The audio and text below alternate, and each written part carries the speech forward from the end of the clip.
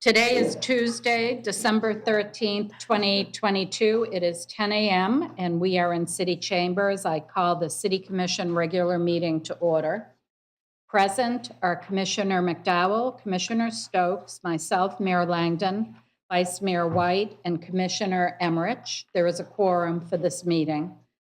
Also present are City Manager Fletcher, City Attorney Slayton, City Clerk Faust, and Recording Secretary Powell, Police Chief Garrison, and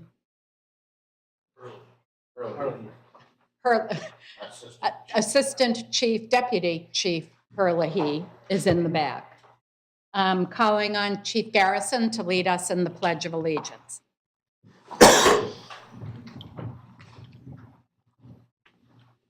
I pledge allegiance to the flag of the United States of America and to the republic for which it stands, one nation, under God, indivisible, with liberty and justice for all.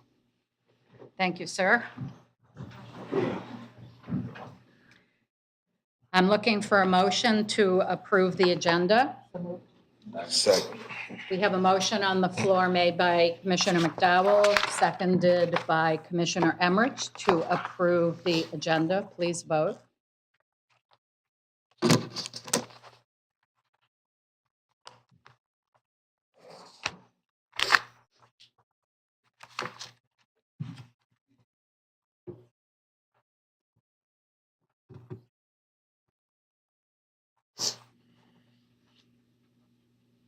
My vote isn't registering, but I did indeed vote. Aha, there we go. And that motion passes 5-0. City Clerk, do we have any online public comment? Yes, we do. Robin Sam Vincent. Firstly, I would like to ask why public comments on an agenda item are read after commission discussion/action. It sends a message that our public comments aren't even taken into consideration or really not wanted. The state of California addressed this situation and now uses the Brown Act, which provides the public the right to speak on any item on the agenda before or during the body's discussion of the item in regular or special meetings, and to address the legislative body on any item of interest of the public during a regular meeting. Edie Dreist. Good morning, Mayor and Commissioners. I am pleased to see the resolution you will be addressing today that supports identifying Warm Mineral Springs and Little Salt Spring as Florida Department of Environmental Protection's outstanding Florida Springs. This is music to our ears, for it bodes hope there is funding available that would prevent any need for a 3P arrangement. It appears there could be $11,500,000 available, which, if coupled with the $9 million the city has, could hopefully take care of the essential needs to get the site operational. And maybe there's money elsewhere that could be found. What about state store money or FEMA? Once operational, then saved for environmentally sound future improvements, not a hotel or condos or hold fundraisers. It is estimated that more than 60% of Florida springs are impaired. It's not rocket science to know how they got that way. If man's mismanagement of the environment. The 2.4-mile Warm Mineral Springs Creek that flows from Warm Mineral Springs to the Myakka River is impaired. Refer to Sarasota County's Water Atlas. How is further development at the spring going to help that situation? It's not. According to the Conservation Foundation of the Gulf Coast, Warm Mineral Springs is the only warm spring in Florida, with a temperature of about 87 degrees. This makes Warm Mineral Springs Creek warmer than other springs in the state, and a great refuge for manatees, a listed species. Conserving habitat along its banks ensures that the creek remains a quiet and peaceful winter refuge. FYI, the foundation is purchasing lots along that creek.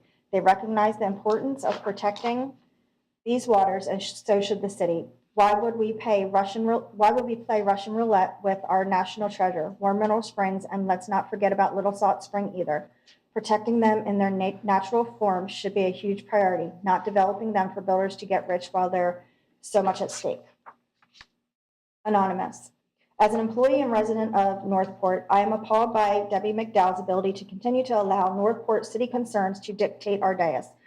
Can she describe in any detail what Jerome has done incorrectly as city manager? Since day one, she has not liked him. Can she describe why? I can only think of one reason. The constant bashing of city employees and soapbox speeches are getting ridiculous. Do you just like to hear yourself talk? Northport is growing, and with that comes more and more diversity. I really hope that you begin to diversify your thought process and understand you are not always right. That's all that I have. Thank you, City Clerk. We do have some public comment in-house. Mr. Mizell, you have 3 minutes, sir. Sure. Timer?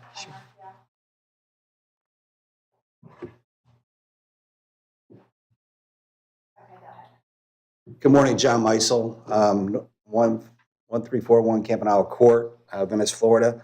I'm here just to bring to everybody's attention what I would call sophomorish, amateurish, Three Stooges, whatever you want to call it, as it relates to the quasi-judicial hearing held on October 27th, in which this commission denied the petitioner's right for contraction.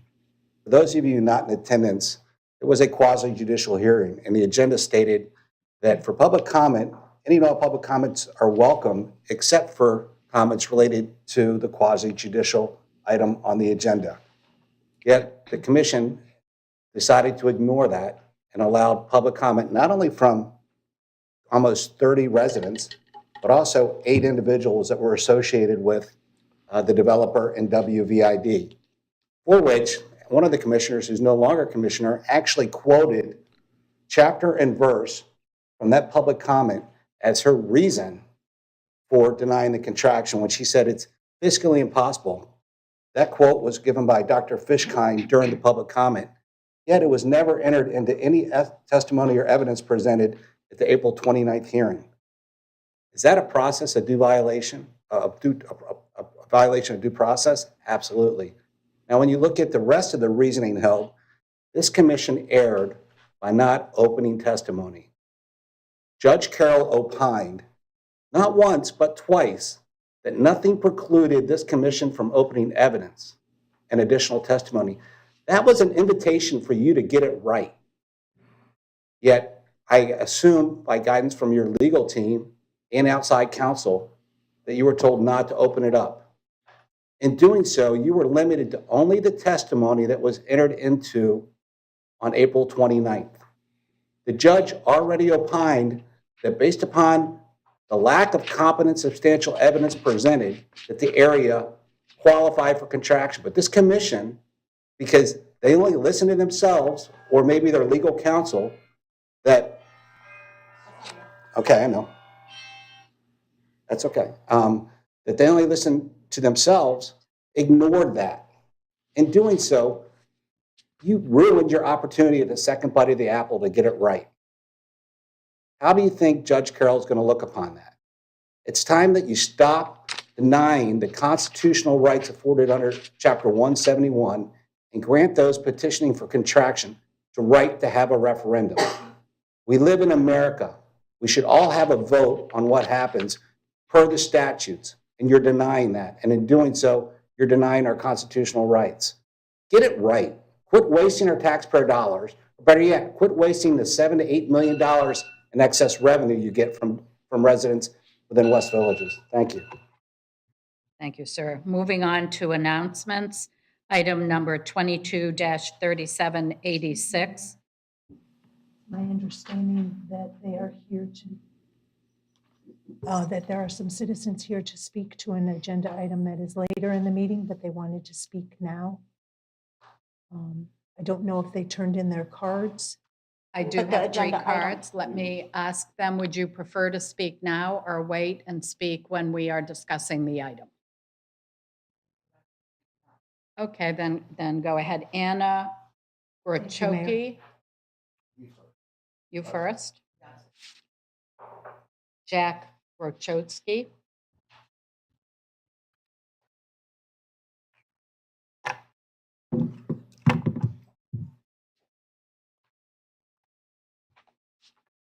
May I? Yes, go ahead, sir. You have 3 minutes. Jacek Grochocki, I'm resident of Northport. Subject of comment, discussion and possible action to rename Stauffenberg Lane, point 7b. Does Klaus von Stauffenberg deserve to be honored with the street named after him? Colonel Klaus von Stauffenberg, as a German military officer from noble background, took part in the 1939 invasion of Poland, 1940 French campaign, the invasion of Soviet Union, and the Tunisian campaign during the Second World War. Despite his reluctance to embrace Nazism due to Hitler's atrocities that he saw, eventually, in view of early military successes of the Third Reich, he became a strong supporter of German Nazi policy. He was, for example, a strong supporter of colonization and exploitation of Poland by use of slave labor. Stauffenberg held some reservations about brutal Hitler's policies, but it took Hitler's incompetence and military failures on the Eastern Front that finally convinced him to engage in the resistance movement, a group of conspirators to assassinate Hitler with the goal of saving Germany before it's too late. To answer the question whether Stauffenberg was a hero and deserves to be honored, we must ask, why did the conspirators do it? Well, they were not interested in ending the war, ending the German occupation of various European nations, nor ending German racist, anti-Semitic, and belligerent policies. Their plans were to offer the Americans and British some sort of deal in the West, so the Germany could continue the fight against communism in the East. The conspirators did not intend to give up all of Germany's gains. They wanted Germany to return to its pre-World War I borders and to keep Austria, the Sudetenland, and part of Poland. There is also no evidence to suggest that they opposed Hitler's racist policies, which declared Germans the master race and Jews and East Europeans inferior to them. As for Klaus von Stauffenberg, he bears just as much guilt as all other Nazis for the early German victories that allowed the Holocaust of the Jews and mass murders of millions of Poles, Russians, and others to occur. It took the failures of Stalingrad and the Normandy landings to convince him to take action with the goal to save Germany.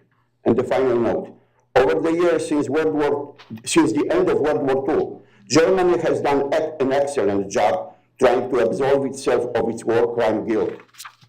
Thanks to their PR efforts these days, you will not hear Germans as those responsible for World War II atrocities, only Nazis and Hitler. And thanks to their propaganda efforts, Auschwitz, located in occupied Poland, is often referred to not as German, but Polish concentration camp. The same kind of audacity allows them to call Klaus von Stauffenberg a hero. Klaus von Stauffenberg is not a hero, and he does not deserve to be honored with a street named after him in Northport, Florida. Sir, your time is up. I'm sorry.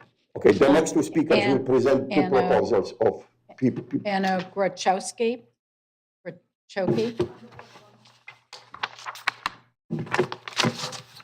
Thank you, sir. Ma'am, you have 3 minutes.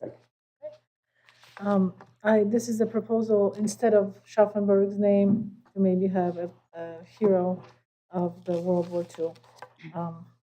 And this is Witold Pilecki, who was a Polish World War II cavalry officer, intelligence agent, and resistance leader. In 1939, he participated in the defense of Poland against the German invasion, and shortly thereafter joined the Polish resistance, co-founding the secret Polish Army resistance movement. In 1940, Pilecki volunteered to allow himself to be captured by the occupying Germans in order to infiltrate the Auschwitz concentration camp. At Auschwitz, he organized a resistance movement that eventually included hundreds of inmates, and he secretly drew up reports detailing German atrocities at the camp, which were smuggled out and delivered to the Polish Home Army headquarters and shared with Western allies.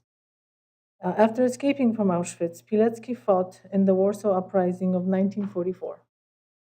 Following the failure, its suppression by the Germans, he was interned at a German prisoner of war camp.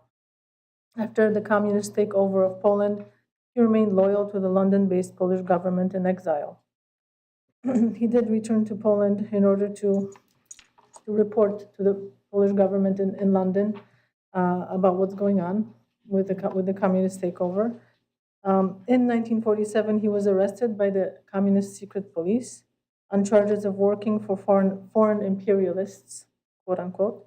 And after being subjected to torture and a show trial, he was executed in 1948. He today is considered worldwide as one of the greatest heroes of World War II. This is the proposal to maybe name that street Pilecki Street. Excuse me, could you spell that for me? No problem. Witold Pilecki, Pilecki. And I Thank you. can give you this if you'd like a copy of that. You may give that to the city clerk if you would like. Thank you, ma'am.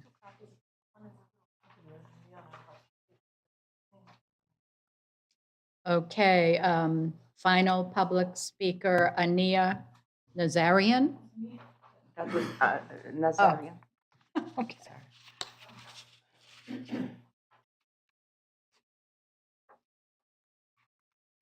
The second candidate. Kazimierz Pulaski was born in Warsaw in 1745.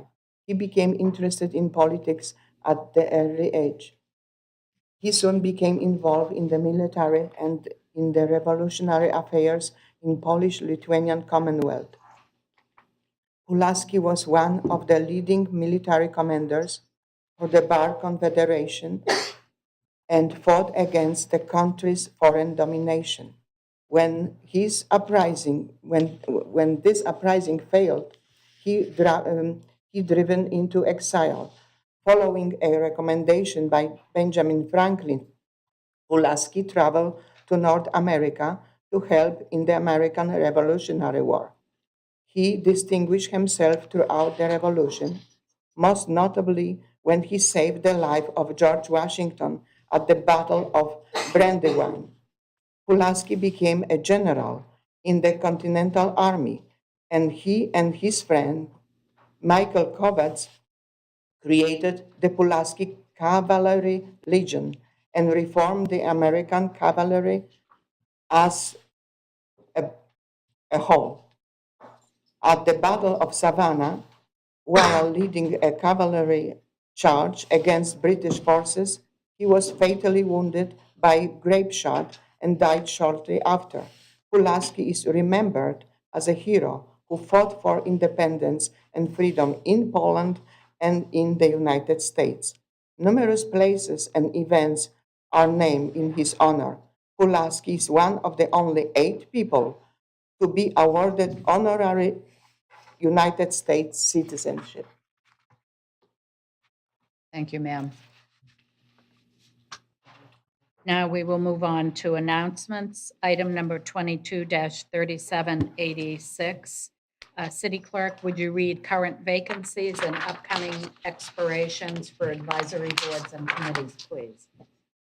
The current vacancies for the following boards and committees include the Art Advisory Board, Audit Committee, Charter Review Advisory Board, Citizens Tax Oversight Committee, Community Economic Development Advisory Board, Environmental Advisory Board, Historic and Cultural Advisory Board, Parks and Recreation Advisory Board, Planning and Zoning Advisory Board, Public Utility Advisory Board, Veterans Park Advisory Committee, and Zoning Board of Appeals.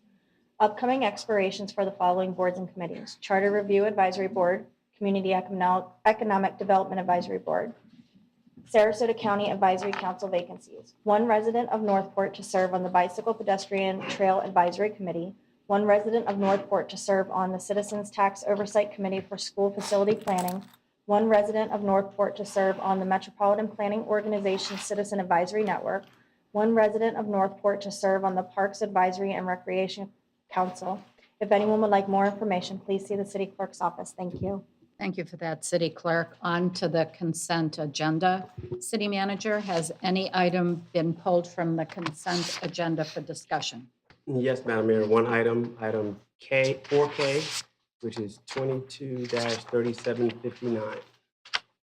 Okay, and who pulled that item, City Manager? Commissioner McDowell? Commissioner McDowell, do you care to speak? We want to vote on the other consent agenda items first. I think that would be an excellent idea.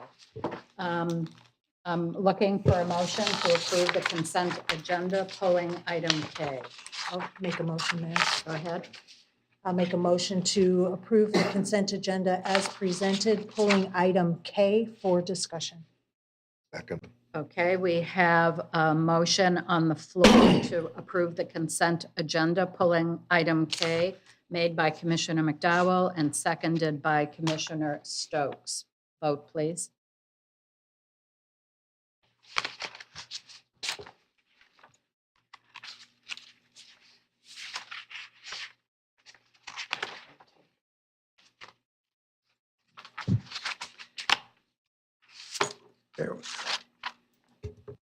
And that motion passes 5-0.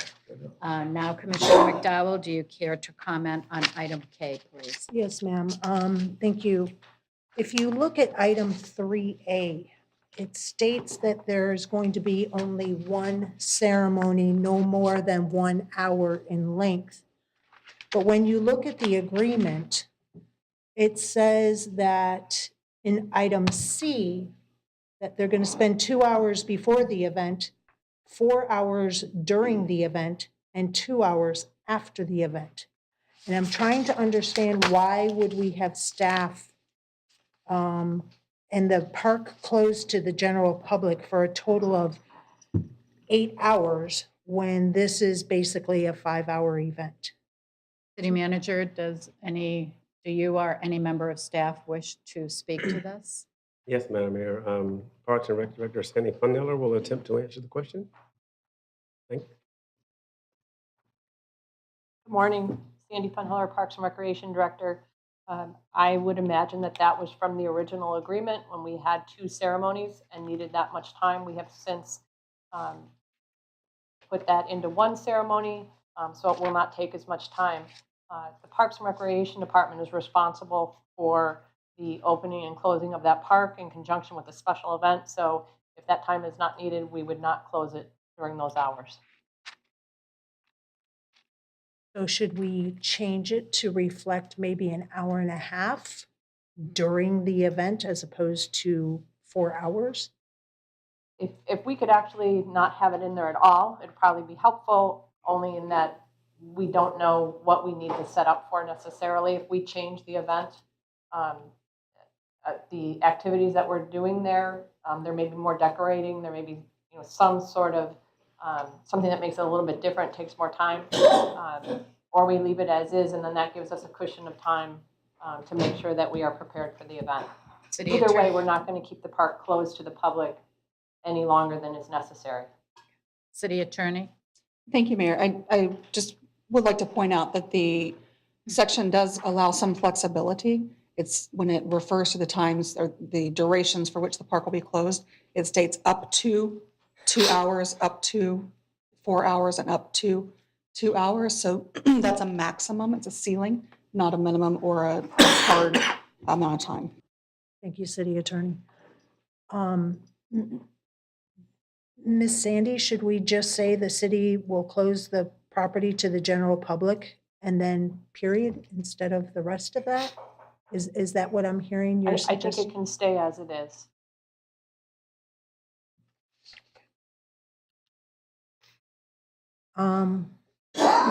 What is the minimum event participants / couples?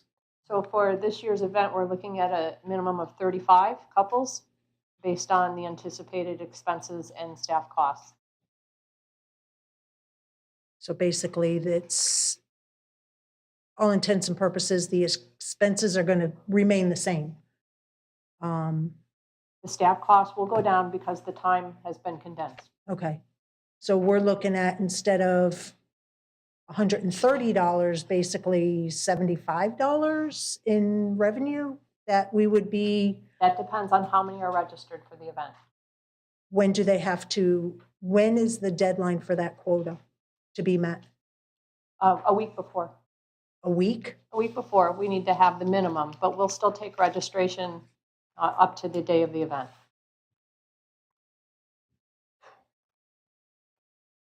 This is not uncommon. This is very similar to how the rest of our programs are run.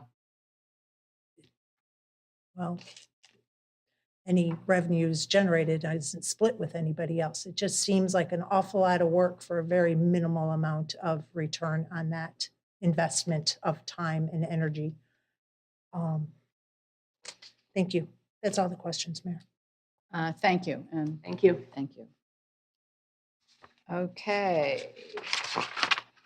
On to number 5, we have a presentation planned. Mayor, you need a vote. Oh.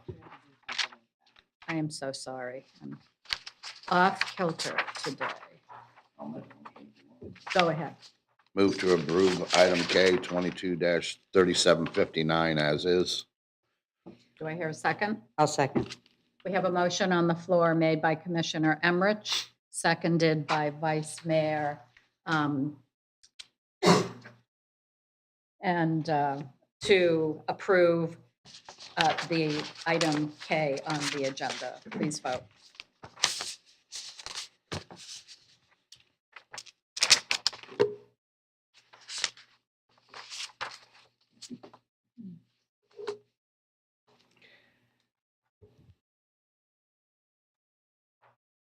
And that motion carries 4-1 with Commissioner McDowell dissenting. Care to comment, Commissioner? Yeah, I just can't approve spending all of that energy on an event that's going to contribute approximately $75 to our scholarship fund. I think there's better use of staff's time on something like this. I would just make a comment myself that we tend to evaluate these activities not just in terms of financial contribution, but their contribution to quality of life of this city. If there's nothing else, we're going to move on to number A, 22-3828, a presentation by on the value of arts and culture in Northport. City Manager, this is your item. Thank you, Madam Mayor. So this item will be presented by Didi Gozayan, Director of Northport Art Center, and Jim Shirley, Executive Director of the Arts and Cultural Alliance of Sarasota County.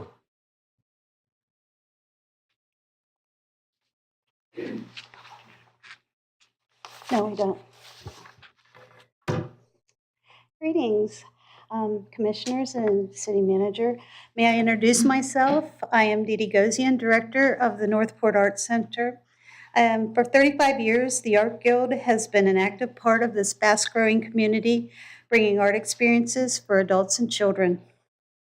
Presently, we are exploring ways to continue to expand our presence within the city and to be creative and an exciting part of our community of unity. We have reached out to the Arts and Cultural Alliance of Sarasota County for guidance, and may I please introduce the Executive Director of the Arts and Cultural Alliance, Mr. Jim Shirley. Thank you.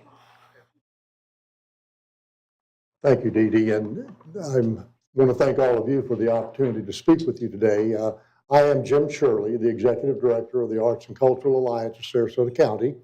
And the Arts and Cultural Alliance is the organization that basically serves as the umbrella organization for all of arts and culture throughout Sarasota County.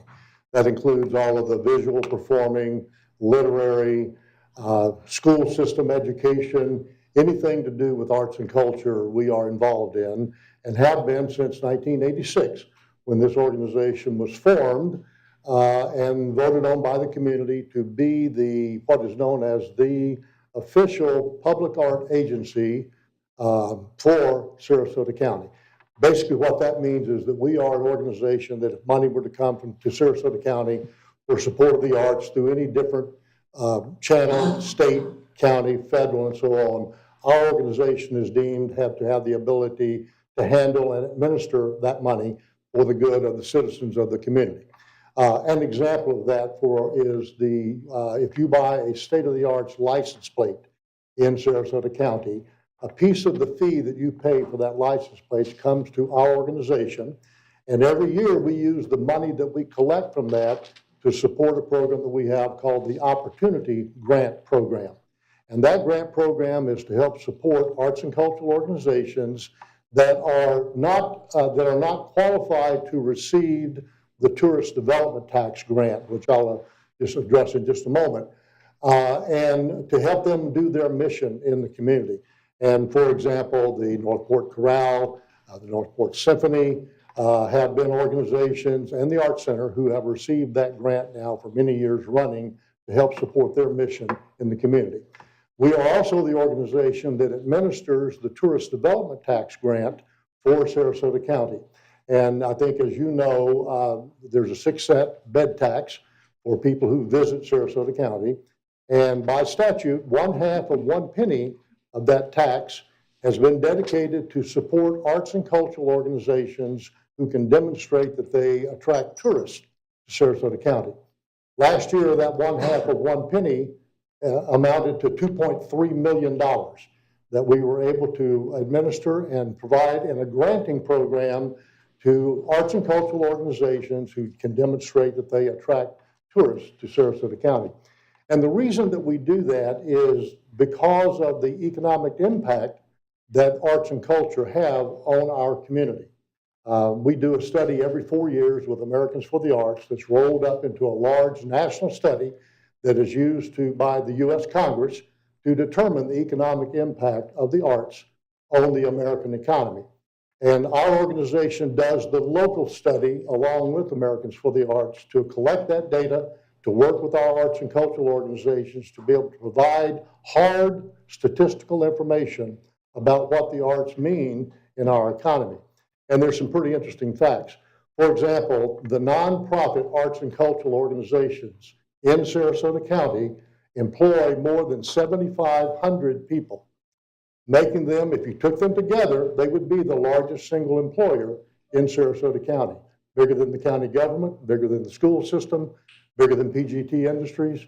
It's a major business in our community. These people are citizens.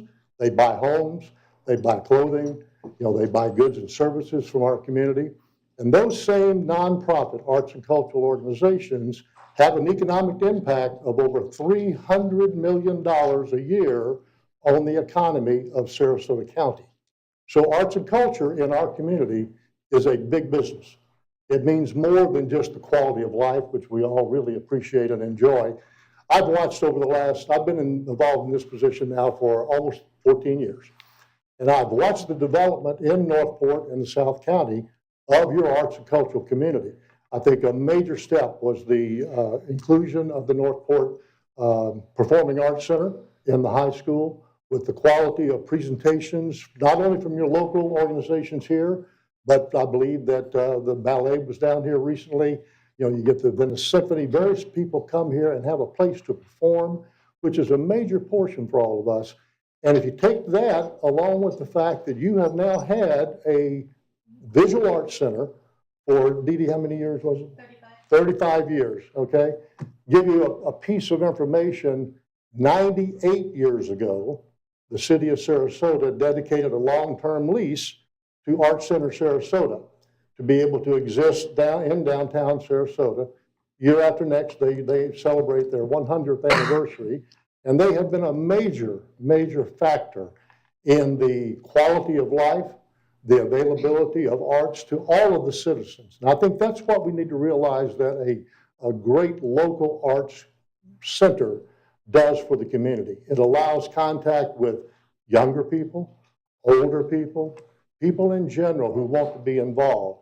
And there are study after study after study that I could quote to you that demonstrate the importance of availability of art to people in the community. Not only a thing to do for an outlet of creativity, but for healing, for people who are going through emotional crises, students who really don't fit into what we typically think of as the normal student in school, but so often they can hang their hat on their art activity, their music, whatever it is that turns them on, and it keeps them in schools. And that's one of the reasons that our organization works hard all the time with the school system of Sarasota County. Virtually all of our arts and cultural communities have educational programs that are available to the school system through a project that we helped the county develop called EdXplore, SRQ. Every teacher in every school in Sarasota County has an icon on their computer that's an EdXplore icon. And they can go on that icon and they can see what's available for, are there people out there that use dance to teach mathematics? Different ways in being able to engage the artistic process in the education of our children. And it's a very important factor that makes and constantly has made Sarasota County one of the very top school systems in the state of Florida. It's not the only factor, but it certainly is one of them. We've never had the arts cut from our school system, largely because of the activity of this organization and the citizens that it represents. So I'm here today, and Dee Dee invited me. I truly appreciate it. We've been involved with the Arts Center, Northport Arts Center now for several years in trying to help them do programming, find ideas, provide monetary support where we can to continue to exist and to be a part of this community. And I don't have to tell you about the growth of Northport in the last several years. I mean, I used to come down fishing in the late 60s, and we would always drive down River Road until we had to wind through the bush to get over to Boca Grande Pass. And Northport has exploded in those times. And I'm preaching to the choir here, but such an important part of the continued growth of this community will be in its association with the arts, whatever form that may take. And a really strong arts center, you can look at the Venice Arts Center, the Inglewood Arts Center, the Sarasota Arts Center, is a great conduit for your citizens to be able to access the arts in ways that are important to them, to build community, to allow children additional access that they might not have just strictly in the school system, to allow senior citizens to have a way to enjoy the work that they can do at those classes that are offered by the Arts Center. So my ask for you today, on behalf of the Arts Center Northport, my organization is committed to working closely with Northport Arts Center as long as it takes to help them find and identify a new home, a place where they can continue to grow and build their support of the arts with the citizens of Northport.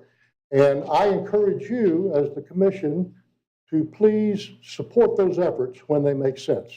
Our goal will be able to help pull together a process and an opportunity that will make sense for the community, not coming to you asking you for a whole lot of dollars just to give us some dollars, but to find a way to make an appropriate arrangement within the community where this can become a continued reality for you. It's been here for 35 years already.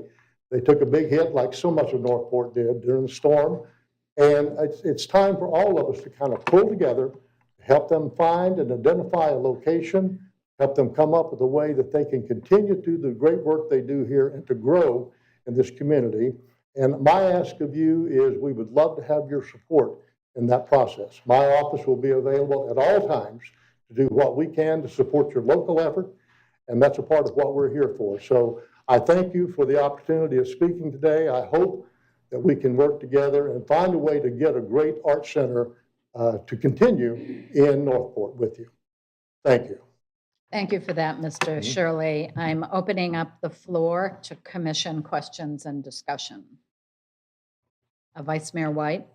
Yes, thank you, Mr. Shirley, for coming here and putting out those figures. They're really impressive, and I am definitely someone who you don't have to convince the impact of public art and what that does in communities. I know that it has driven my own travels around the country, that you go someplace just because there is something to see there. This past summer, I was in Minnesota, Minneapolis, and I was there. We went there for all things Prince. Okay, you know, Prince, because he's from Minneapolis.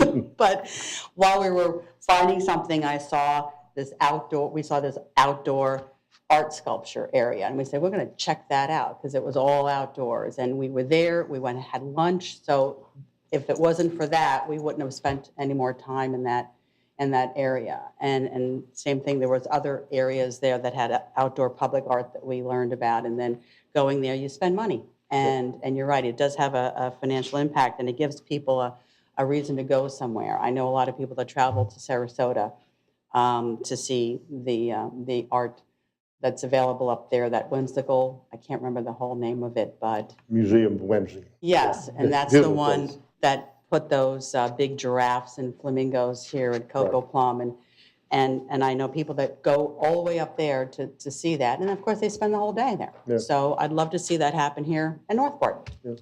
So Well, thank you. one of the reasons that the county commission and the citizens have dedicated so much emphasis on the arts for us, this same study that we do statistically every year in Sarasota County, over 1.7 million people attend arts productions, theater, exhibits, et cetera, et cetera. And over 60% of those people are tourists who come here to spend their money and their time in this beautiful place, and they have access to the arts, public art and the performing and visual arts. And it really makes a difference for a community. We are known, Sarasota County is known worldwide as a major community for the arts, much, much greater than your typical 400,000, person population county. Very disproportionate to that, and the arts make that happen for us. Yes, it's definitely an economic driver, and thank you for bringing that out, the importance of having that in our Arts Center. I'm so glad that the Northport Arts Center developed a children's program in the summer at one time when my son was of that age. That was a long time ago, but didn't have a children's program, and I took him into Venice for their summer art program, and then we would go have lunch there, and again, it's just brings people to an area. So thank you for bringing all that out.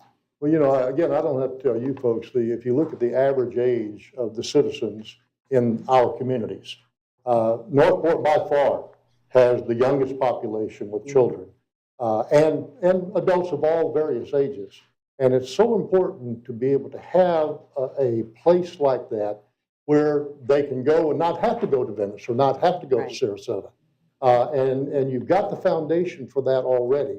And we would love to work with you on helping grow that foundation and build a really great art center with you down there. Thank you. Thank you. Commissioner McDowell, you're up. Yeah, I just wanted to say thank you for your presentation and your facts and figures, quite impressive. As you know, we are trying to facilitate the development of Dallas White Park, and there's been chatter of including some type of arts center in that conversation. It's met many stumbling blocks that we're trying to overcome, and I do look forward to those discussions, and I'm sure you guys aren't waiting for us and trying to find a location. You and I had spoke about possibly the old Sarasota County Fire Station that I believe is still vacant. Don't know what's going on with anything like that because that is county level, but I look forward to seeing what's going to happen with Dallas White, if your art center is included in that, or if you find other things, please just keep us posted on your endeavors. Yeah. Well, and I thank you for making me aware of this old fire station. I simply didn't know that it was there and still vacant. But I did yesterday. I had one-on-one meetings with each of the county commissioners, and I asked them if they knew anything about that fire station and what it was, and kind of put them on notice that, we're working on this project in Northport, and if it comes out that we think a county building might make sense as a possibility, I want to have their support at the county level to do that. And that's why it's important for this organization to be involved, because we kind of go across all of the city lines, work closely with the county. And, I'm not saying that that's a possibility, but if it is, that might be a way that we could help make a deal with everyone that could really be to the benefit of the entire community. Please keep us posted, okay? Yeah, we will. Thank you. Absolutely. I also want to thank you. There is a lot of support on this board for the arts, and I'm really excited to have you involved, Mr. Shirley, with Thank your you. background in the arts, and thank you, Dee Dee, for bringing him here today. My only request would be, with the Arts Center, there's such a visual component to the output. There's something to show and tell. It attracts people.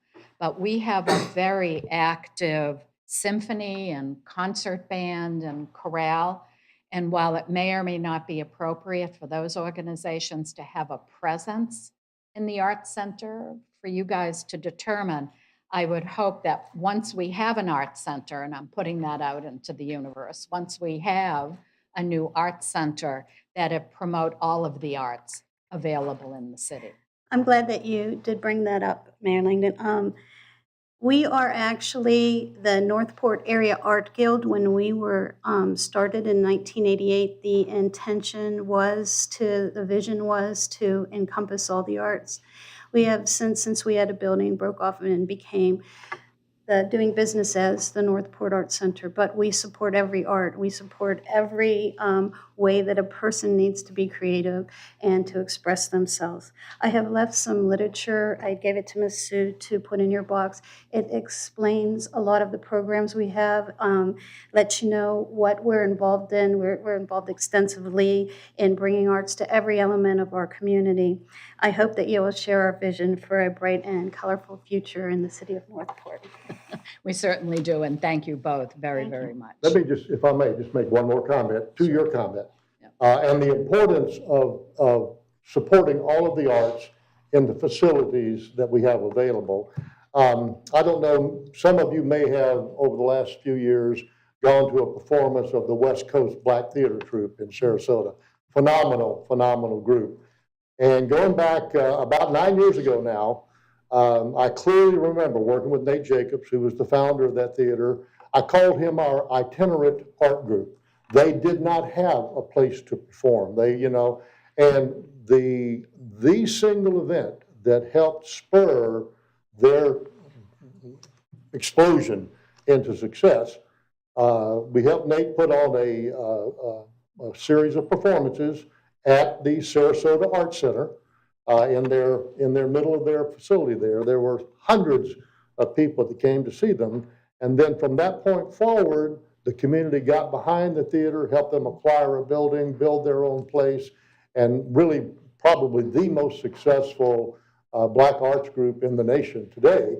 And it's because of those, the ability of that art center to make themselves available that helped that group make their next step. And you have this beautiful art center here at the high school. You've got great groups in your symphony and in your choral arts. Your performing arts are there. And I think when you put a really good facility that will have to build and grow itself together with that, you've got the foundation of a great arts community right here in Northport. So thank you for your time. I really appreciate it. Great. Thank you for that. Moving on to public hearings, item number CCPLF-22-115. This is a quasi-judicial hearing. City Clerk, would you swear in anyone who wishes to provide testimony today? Consideration of petition number PLF-22-115, Welland Park Golf and Country Club, Phase 1C. Can everyone wishing to provide testimony please stand and raise your right hand? You swear or affirm that the testimony you are about to provide is true and accurate to the best of your knowledge, so help you God. Thank you. Fellow commissioners, does anyone need to report any ex parte communications? Commissioner McDowell? No, ma'am, nothing additional since the November 22nd meeting. Commissioner Stokes? Nothing. Nothing for me. Vice Mayor White? Nothing. Commissioner Emmerich? Yeah, there you go. Nothing. Great. Okay, time for presentations. Applicant, if you would come down, you'll have 20 minutes. Mayor? There you are. Mayor, if I Yes. could state there are no aggrieved parties as well. Oh, thank you. Thank you. I appreciate that. Do you have visuals, sir? Okay, great. Go ahead. For the record, my name is Ty Grameau. I'm with Kimley Horn and Associates, and I have been sworn. Ladies and gentlemen of the commission, I'm here this morning on behalf of the applicant Lennar Homes to present to you the petition for final plat for Phase 1C of the Welland Park Golf and Country Club subdivision. This particular phase is 46.68 acres in size and will create 63 single-family detached lots and the associated roadway, stormwater, and utility infrastructure tracts to serve those lots. The plat has been submitted to the West Villages Improvement District. It has been reviewed by them, and we have a letter of approval from the WVID. And we are here to answer any other questions that you may have. That concludes my presentation. Great, thank you. Staff? Good morning. For the record, Noah Fossick, certified planner with the Planning and Zoning Division, and I have been sworn. Petition PLF 22115 is the final plat of Welland Park Golf and Country Club Phase 1C. The plat is located in Village J. The final plat adds 63 single-family detached lots on approximately 46.68 acres. The infrastructure and subdivision plans were approved by city staff in April 2022, and a bond in the amount of $839,554.11 has been received by the city.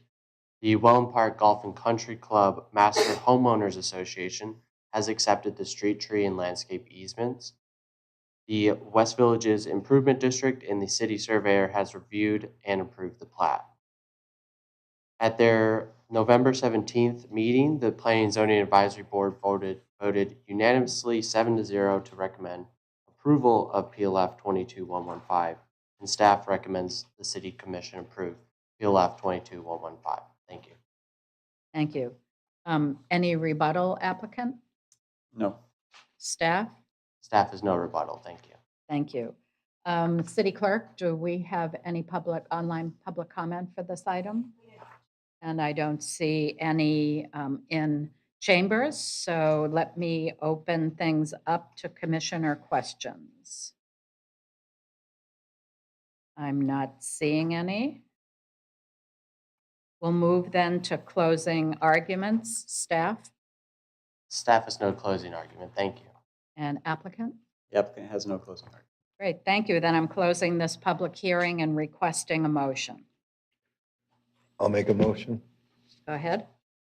I move to approve petition number PLF 22-115 as presented and find that based on the competent substantial evidence, the Welland Park Golf and Country Club Phase 1C plat complies with the Unified Land Development Code and the Florida Statute Chapter 177. Second. I have a motion made by Commissioner Stokes and seconded by Commissioner Emmerich to approve petition number PLF 22-115 as presented and find that based on the competent substantial evidence, the Welland Park Golf and Country Club Phase 1C plat complies with the ULDC and Florida State Statutes 171. Anything to that? 177. I'm sorry, thank you for that correction. Anything to that? Okay, please vote.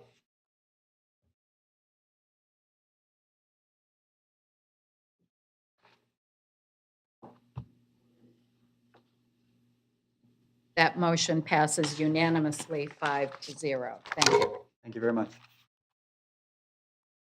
On to ordinance number 2022-25. This is a quasi judicial hearing. Also, City Clerk, if you would read the ordinance by title only and swear in those willing to give testimony.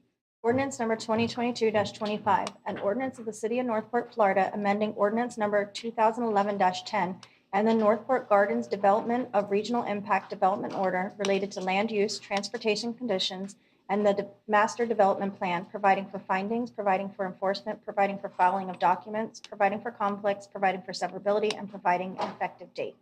Can everyone wishing to provide testimony please stand and raise your right hand? Do you swear or affirm that the testimony you're about to provide is true and accurate to the best of your knowledge, so help you God? Thank you.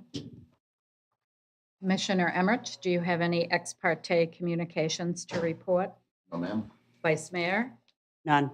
I have none. Commissioner Stokes? No, ma'am. Commissioner McDowell? No, ma'am, and my ex parte for the last one was the wrong sticky note on the wrong agenda thing. So I had no additional since last meeting. Great, thank you. City Clerk, are there any aggrieved parties in this matter? There are none. Then I will call on presentations, starting with the applicant. You have 20 minutes, sir. Good morning. Peter Van Bustrick with Kimley Horn and Associates. I have been sworn. I have no additional presentation information to offer today. I would request that you approve this application based on the substantial and competent testimony and evidence that were presented at the previous meeting and are part of the record. Thank you. Great, thank you. Staff?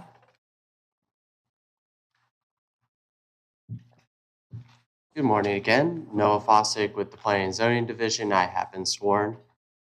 The only thing I would like to add is during the first reading, the city attorney noted that an exhibit was not attached to the ordinance. That has now been attached to the ordinance. That is Exhibit D1, showing the master development plan, and has now been attached for your review. And staff recommends that the City Commission approve Ordinance 2022-25 as presented. Thank you. Thank you. Any rebuttal from the applicant? Please come up. No rebuttal from the applicant. Thank you. Staff, any rebuttal on this item? Staff has no rebuttal. Thank you. City Clerk, do we have any online public comment on this matter? And I don't see any in chambers. I'm opening up the floor to commission questions, comments. Question. Okay, go ahead, Vice Mayor. This was the one that we talked about, I think I have the right one. It was going to come back for more specific plans about the office space. Is this the same one? That's what I have here from last time. We had questions about, because this is including non-residential. It does Correct. have non-residential. And I thought we had entitlements, questions about the type of non-residential. Sure. And I just have a note that we'll come back for specific development plans pertaining to that. So this approval of this development order would not allow any particular development to begin. They would still have to come forward with development master plans, with major site and developments and so forth to pursue any development. This is only for entitlements. Okay, I just want to make sure where I was in this process. Thanks. Okay, I'm not seeing any more commissioner questions. Staff, any closing arguments? Staff has no closing arguments. Thank you, Mayor. Thank you. And Mr. Van Busker? No closing arguments. Thank you. Great, thank you. Then I'm closing this public hearing and requesting a motion. I'll make a motion. Go ahead, Commissioner. I move to approve ordinance number 2022-25 as presented.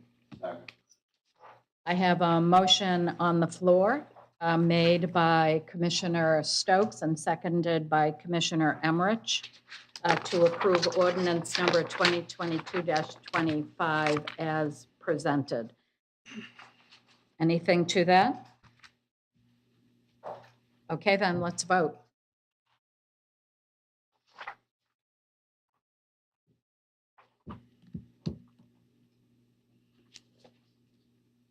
And that motion passes 5-0.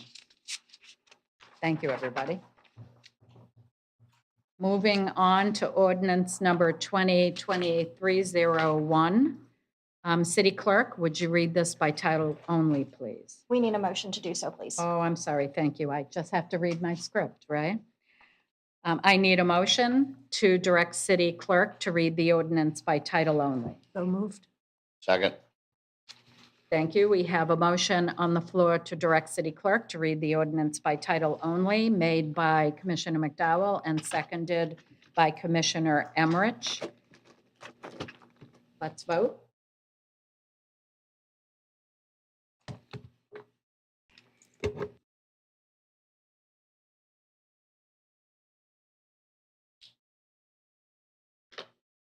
Oh, this thing is jammed. Yeah, we have a sticky voting machine here. Let me know, City Clerk, if we need to go to a voice vote. Now let's do voice vote. Okay, Commissioner McDowell? Yes. Commissioner Stokes? Yes. I'm a yes. Vice Mayor? Yes. Commissioner And I'm a Emmerich? yes. Okay, that motion passes unanimously. Ordinance number 2023-01, an ordinance of the City of Northport, Florida, adopting the FY 2022 to FY 2026 5-year schedule of capital improvements of the capital improvement element of the Northport Comprehensive Plan, providing for findings, providing for conflicts, providing for severability, and providing an effective date. Thank you for that. City Manager, this is your item. Thank you, Madam Mayor. We are requesting that you do move this ordinance to a second reading. Adoption of this ordinance will add a fifth year to maintain an updated comprehensive plan and provides for compliance with state and regional requirements. And we also have Ms. Lori Barnes, our planning and zoning manager, here to speak on the item as well. Good morning, Mayor, Commissioners. Lori Barnes, Planning and Zoning Manager. The ordinance before you does update the capital improvement element of the city's comprehensive plan. This will incorporate the 5-year capital improvement plan that was approved as part of the 2022-2023 budget on September 27th. The ordinance also incorporates by reference the Sarasota County School District's 5-year capital improvement plan that was approved by their board in August of 2022. On December 1st, the Planning and Zoning Advisory Board voted unanimously to recommend that the City Commission approve this ordinance. And as a point of information for the Commission for future capital improvement plan updates, in 2011, the legislature eliminated the requirement that these capital improvement updates be processed as comprehensive plan amendments. However, the city has historically continued to do so. Therefore, staff is proposing that future capital improvement updates be presented to the City Commission only as an ordinance as permitted by the Florida statutes. And I'm happy to answer any questions you may have. Okay, thank you, Ms. Barnes. I'm opening the floor up to commission questions. I am not seeing any. Going once, going twice. City Clerk, are there any online comments on this item? There's none. I am not seeing any in chambers, so I'm closing this public hearing and requesting a motion. I'll make a motion, Mayor. Okay, go ahead, Commissioner Emmerich. Move to continue ordinance number 2023-01 to second reading on January 24, 2023. Do I have a second? Second. Okay, I have a motion on the floor made by Commissioner Emmerich and seconded by Commissioner Stokes to continue ordinance number 2023-01 to second reading on January 24th, 2023. Go ahead and vote, please. Hopefully it will work this time. Oh, it's showing it. It's looking good. And that motion passes 5-0. Thank you, Ms. Barnes. Moving on to ordinance number 2023-02. I'm requesting a motion for City Clerk to read this item by title only. So moved. Okay. Second. Jump off the side. A motion made by Commissioner McDowell, seconded by Commissioner Emmerich to read this, have City Clerk read this item by title only. Go ahead and vote, please.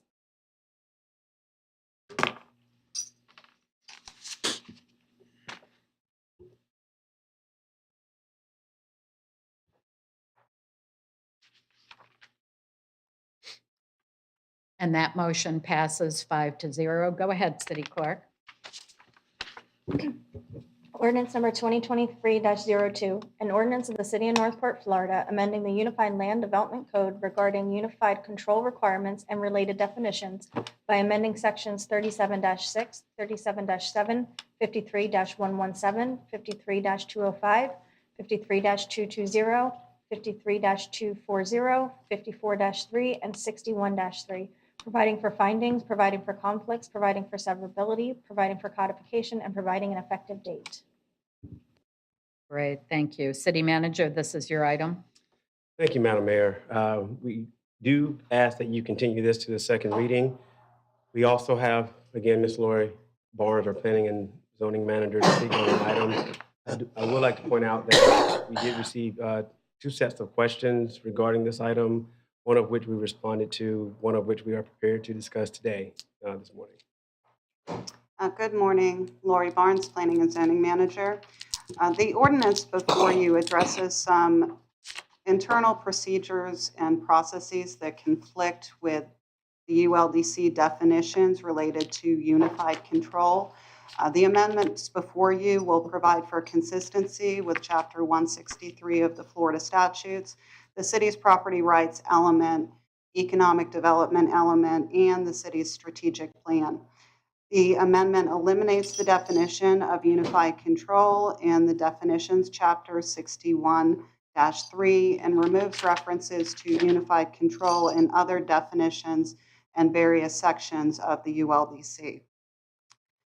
These amendments will simplify and clarify the application submittal processes for development petitions. On December 1st, the Planning and Zoning Advisory Board considered this amendment and voted unanimously to recommend that the City Commission approve Ordinance 2023-02. Related to the Commissioner inquiries, we did receive Commissioner inquiries on Friday, and we provided those responses via email to the Commission this morning. I have printed copies of those responses for you, so that you will not need to reference your email.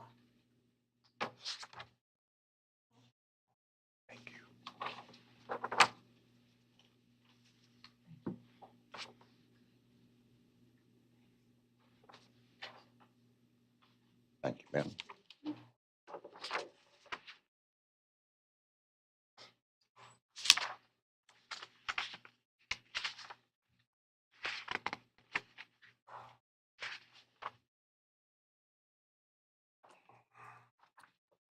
If it pleases the Commission, I'm happy to review those questions and responses as part of my presentation.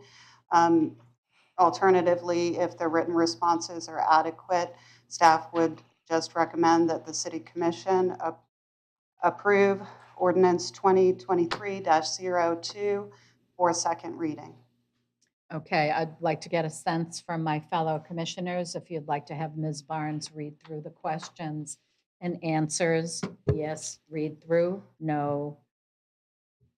I'm a no. You're a no? No. I'm a no. No, I don't. Okay. Commissioner McDowell? I can't vote for this then, because I haven't had a chance to review the responses.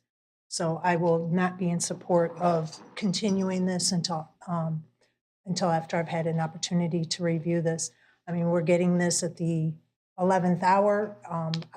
I did submit them, and I understand nobody likes to talk about ULDC up here. It's very apparent, but in order for me to do my job effectively and be able to approve something, I need to make sure I have all of my questions answered prior to the meeting, not at the meeting. So it's unfortunate we can't go through it, so we'll just continue on in the essence of time. Thank you. Commissioner McDowell, how much time do you need? I have to read it, ma'am. Well, just give me an estimate, please, of how much time you would need to do that. Probably at least 2 or 3 minutes. If we're going to sit here in silence, there's no point. It's coming back for second reading, so my vote will be no today. It'll give me plenty of opportunity for second reading. And it's unfortunate that we didn't get these again in a timely manner.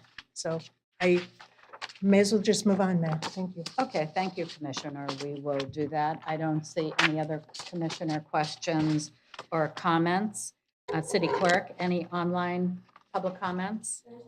I don't see any in-house, so I'm closing this public hearing and requesting a motion. I'll make a motion, Mayor. Thank you. Move to continue ordinance number 2023-02 to second reading on January 24, 2023. Do I have a second? Second.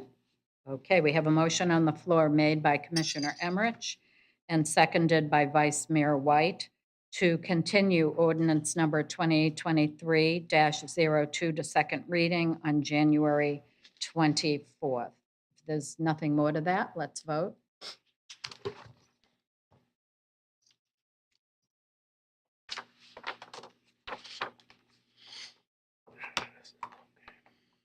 And that motion passes 4-1. Comments, Commissioner McDowell, or reasons stated? I'm just very disappointed we didn't get these. I did not get my answers prior to the meeting. Can I ask a question real quick? Didn't we have one-on-ones on Go this? ahead, Commissioner. Ma'am, didn't we have one-on-ones on this? Did that include this when we talked last Not week? the agenda. When I talked with you and Ms. Ray, didn't we include this in our conversation? Mayor, honestly, I cannot recall if we addressed this specifically. I know that there have been a number of conversations, both with the city manager's office and the city attorney's office, and I defer to the city manager as to whether it was I included. just thought we had talked about this, so I just wanted to see if it was available for everybody to talk about this in their one-on-ones with y'all, so we may have gone forward then. The general discussion, that's all I'm saying. Go ahead, City Manager. And just for a little bit of clarity, first of all, we apologize for not getting these questions back in advance. We received them on Friday afternoon. We did get a second batch of questions that were offered at the meeting back to the commissioner when we could in advance of the meeting, but we did the best with the time that we had. So my apologies. Okay, thank you. Commissioner McDowell, your light is on. Yes, ma'am. Just so everybody understands, my one-on-one was Thursday morning at 9 a.m. The agenda posted on Wednesday afternoon. I did not have time to go through this in a timely, efficient manner. I asked a very general question about unintended consequences about removing unified control, which I did receive an answer that same day. As I had an opportunity to review the materials more timely, that's when I sent the questions ahead of time so that I could have the responses prior to this meeting for discussion. I didn't get those. In my email, I even said, Commissioner, you're getting repetitive. Do you have a question or any final comment I'm you'd making like to make? comments, Mayor. And you've made the same comment No, 3 ma'am, I times, have but go not. ahead. I'll give you another minute.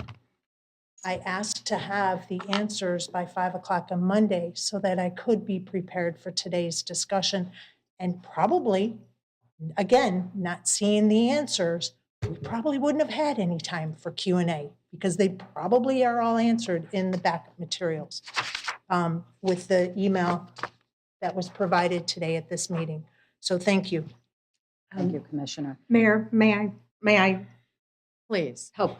I'd just like to point out that we do try to get these answers back as quickly as possible. I will point out that my staff, my planning staff, was in meetings from 8:30 a.m. until after 5 p.m. yesterday, including through lunch. So we simply didn't have the time without asking them to work over the weekend, which, considering the schedules they've been working since the hurricane, I just simply can't do with Christmas coming up. But we do try to get these back as quickly as possible. I did review the answers. I hope and pray that they do answer Commissioner McDowell's questions. And we're happy to, answer any further questions. But the timing was an issue because we had meetings all Friday afternoon and then literally back to back all day yesterday. I appreciate that, Director, and I have every faith in staff that you guys do take our questions under advisement and do your best work to get them answered. I think sometimes in our zeal to make the best decisions we can up here on the dais, we sometimes forget that you have full-time jobs outside of answering our questions. So I do appreciate that explanation. Thank you. We certainly want to get the information to you just as quickly as we possibly can. And we do understand that sometimes it puts you in a difficult position where you may not be able to review that information before you're asked to make a decision. So Okay. we appreciate your understanding. Okay, thank you, Director. Moving on to ordinance number 2023-03, I'm requesting a motion to direct City Clerk to read this item by title only. So moved. Do I have a second? Second. I have a motion on the floor made by Commissioner Emmerich and seconded by Commissioner Stokes to request the city manager to read this item by title only. Oh, I'm sorry, did I say city manager? City Yep. clerk. Is the brain You can here read and it. the mouth over here? She wants Although I'm that sure promotion. city manager could read it. City clerk, would you please do so? Oh, we need to vote. You need Yeah, a we motion. need to vote. Oh, You need a motion. I'll Oh, make a I'm off motion. the rails We have a today. motion, we need to vote. Okay, vote, please. Who seconded the motion? Commissioner Mr. Stokes. Stokes. I didn't hear. I'm sorry.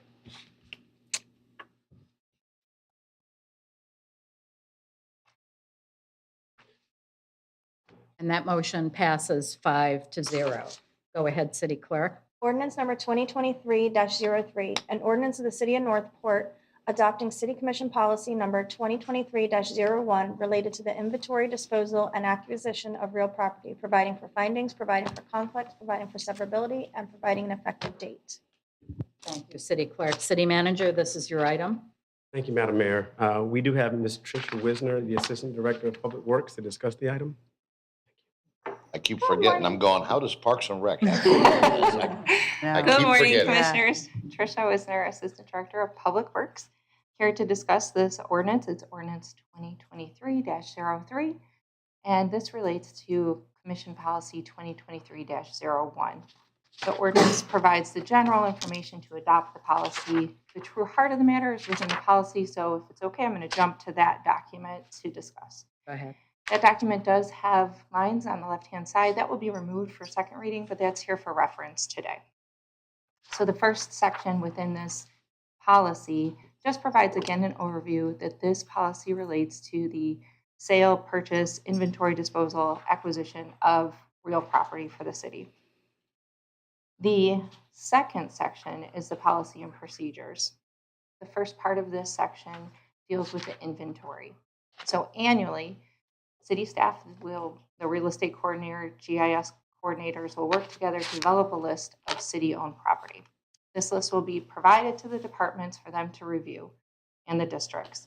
They'll look at this property list to determine whether or not they have a need for it now or in the foreseeable future.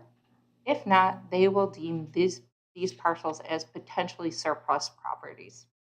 Those lists will then be shared with other departments and districts to make sure that all the departments and districts look at all the parcels that have been listed as potentially surplus. Once they've gone through that evaluation, the city manager will review the potentially surplus properties. City manager may reserve some of those properties for a need that he sees coming forward. Then that list of properties that have been indicated as surplus will be brought to the commission for approval. If approved via resolution, that list will be the surplus list. So that's what that first section really talks about. So again, you do have approval of that process. From there, we go to the second section, section C, which is the disposition of real property. When these parcels are listed on the surplus list, we can then notify adjacent neighbors that these parcels are available and we would be accepting offers for purchase of those parcels. From there, we can also talk about the exchange and donation of surplus. That will require approval from the commission. So first you approve that it's a surplus list, then you'll be approving any action on that surplus list. It is to be noted, however, that parcels that are waterfront, so if they're along the canals, any waterfront parcel will be held back.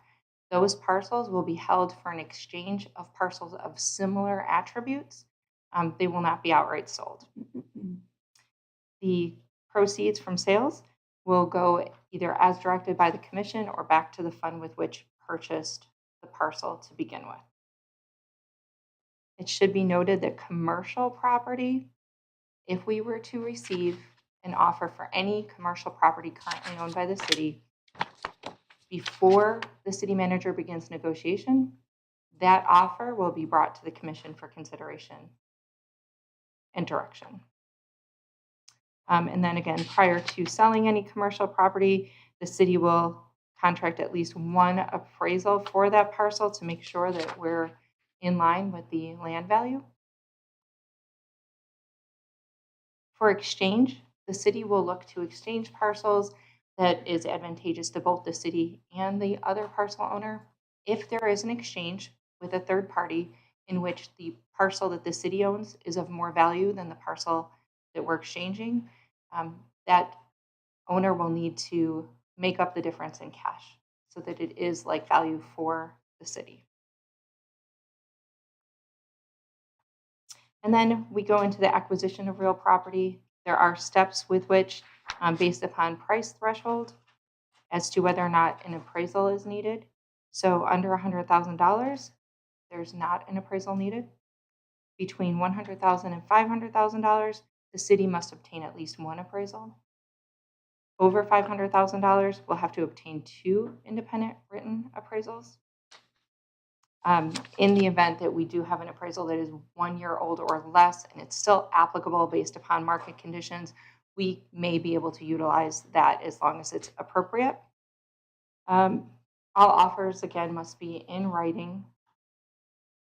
And then there are requirements prior to us purchasing parcels. So if the city were to purchase a parcel that we anticipate that we would develop, we will be required to get a cultural resource assessment and a wetland and wildlife survey. If we were to be purchasing this for conservation, we may not need those surveys depending upon commission direction. And if we were to be accepting a donated parcel, we will not be required to have those surveys done. This ordinance was originally brought forward to commission in 2021, and the version in front of you contains information received from that meeting, but we're here to receive any feedback for consideration prior to second reading. Thank you. Is that all? Yes, ma'am. Okay. I'm opening the floor up to commissioner questions. Vice Mayor White? Yes, thank you. This seems to be very detailed, and I appreciate that. And I appreciate your explanation, too. I just wanted to clarify that anything that staff determines is surplus, it still has to come back to the commission for discussion of whether it really will be surplus, or we maybe have some ideas what that could be used for, correct? Yes, ma'am. Okay. That's it. Thank you. Okay, thank you, Vice Mayor. Commissioner McDowell? Yeah, just to be clear, when you're talking about acquisition of real property, is that the swapping, or I think you guys are using the word exchange? Same thing, swapping and exchanging? Swapping and exchanging are the same thing, Okay. yes. Because I think we said swapping before.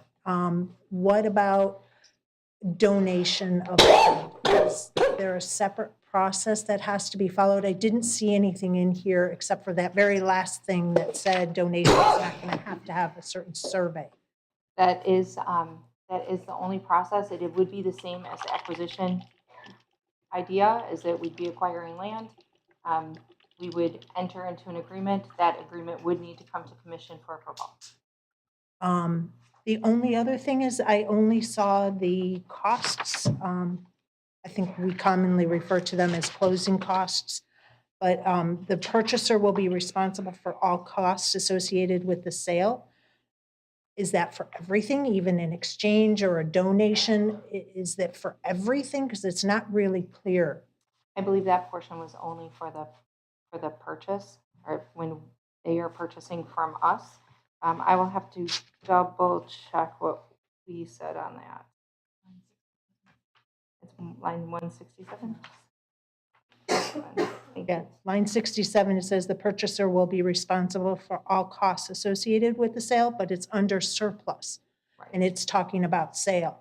I'm wondering about the closing costs for donated land or exchanged land or any other land that were.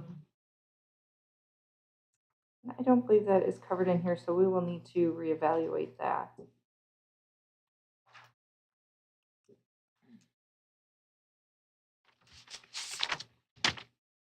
Okay, let me just make a note.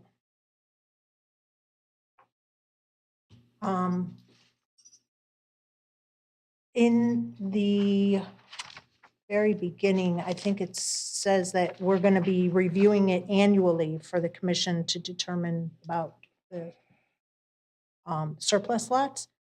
When do you expect that to come to us? Because I would think it would come before budget. We're hopeful this year to have this to you around April. We did just get a new real estate coordinator this year, so that is one of her first tasks. We've been working through that list. Previously, it was done a few years ago. It is a large list and it needs some data checking. So we are working on that process at this point.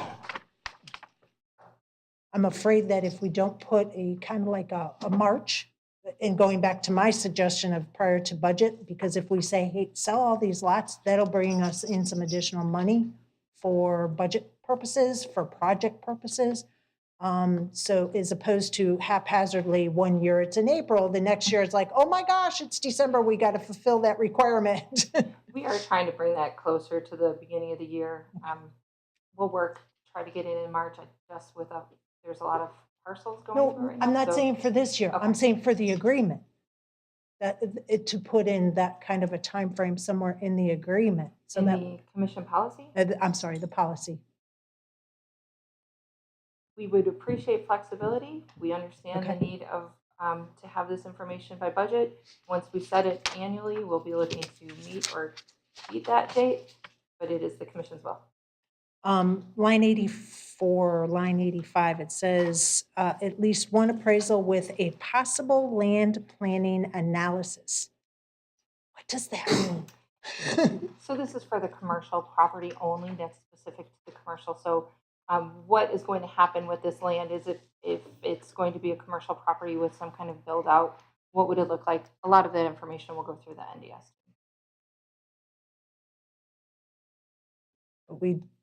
Okay.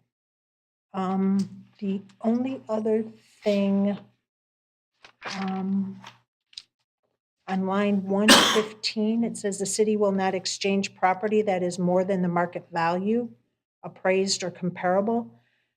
How are we going to know that if our appraisal starts at the 100,000 mark? It won't be a formal appraisal, but we will do due diligence based upon market conditions without incurring costs from a formal appraisal. Okay. At this time, I'll yield, Mayor, in case there's anybody else. Okay, I'm not seeing any other questions or comments from commissioners. So, City Clerk, do we have any online? I'm not finished then. I yielded in case anybody had any So questions. you need a second I round? do. I'm giving you 5.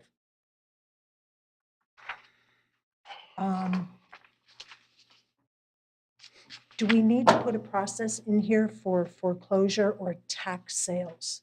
Or is that kind of a totally different government process? So a foreclosure would, if we were purchasing a foreclosure, it would fall under the acquisition, tax sales, same kind of process.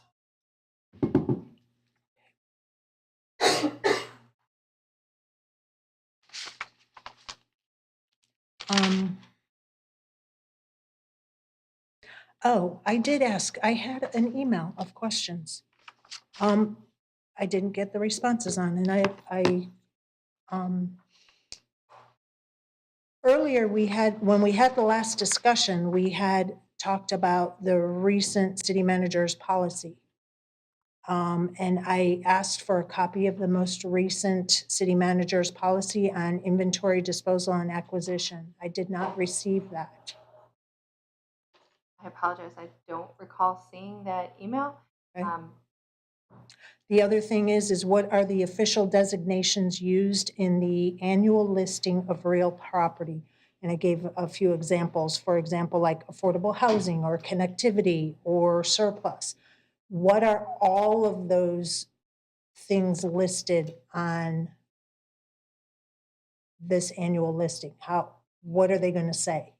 The listing that will be provided back would be whether it was surplus and what it was originally designated as. Affordable housing, infrastructure, those are road and drainage, those would all be applicable. There's quite a list. I do not have that in front of me. Okay, and I'm sorry, I did send that email requesting that list. I don't know why you didn't receive it, but that's between you and city manager. I do look forward to seeing that list prior to second reading, along with the city manager's policy. The other thing is since there is a city manager's policy, and in the city manager's policy that we discussed over a year ago, it said that it was supplemental to the commission's policy. In my opinion, it should also say in the commission's policy supplemental to the city manager's policy. That way then there's the back and forth references that there are two different policies. One the city manager handles, that's good for him, and one that we handle. So I would like to see that wording added to the policy just for clarity of future commissions. So the city manager policy is administratively how we manage the documents through when we make phone calls, how many emails we send, that kind of information. That is subject to change frequently. So just keep that in mind as you determine whether or not we tie these two documents together. That's all I have, Mayor. Okay, thank you, Commissioner. Ms. Wisner, would it be possible for you, before this item comes back for second reading, to send out an amended ordinance with policy changes noted a week before we discuss it? Yes, ma'am. Okay, great, thank you. I appreciate that. Okay, I don't see any other commissioner questions or comments. City Clerk, any online public comment? There's none. And I don't see any in-house. So I'm closing this public hearing and requesting a motion. Make a motion, Mayor. Go ahead. Move to continue ordinance number 2023-03 to second reading on January 24th, 2023. Okay, we have a motion on the floor made by Commissioner Emmerich to move ordinance, to continue ordinance number 2023-03 to second reading on January 24th. Do I have a second? Second. Commissioner Stokes is our second. Anything to that? Then let's please vote.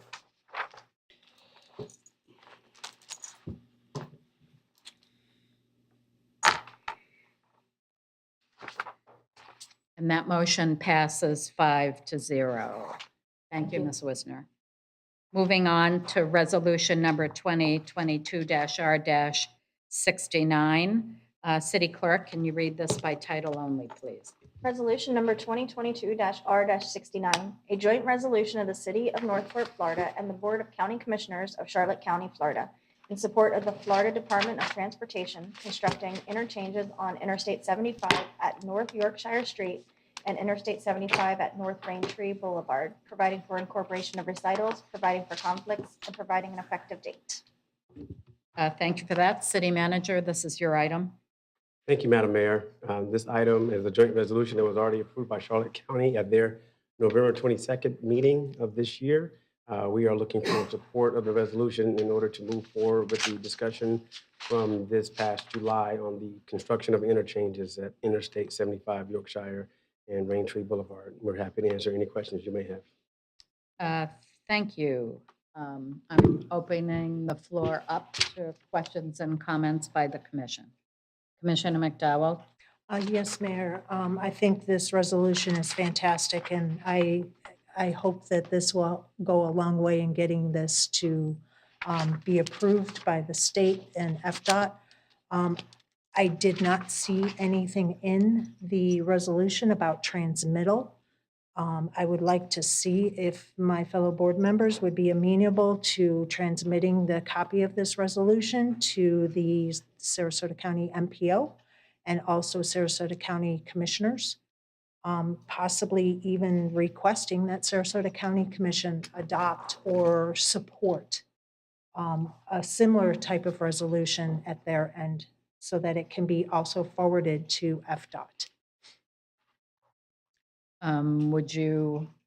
Let's go for a consensus on this item. Would you like to state it, Commissioner McDowell? I would like to state it, see if we can, I'll make a couple of consensuses, that way then it's nice and clean.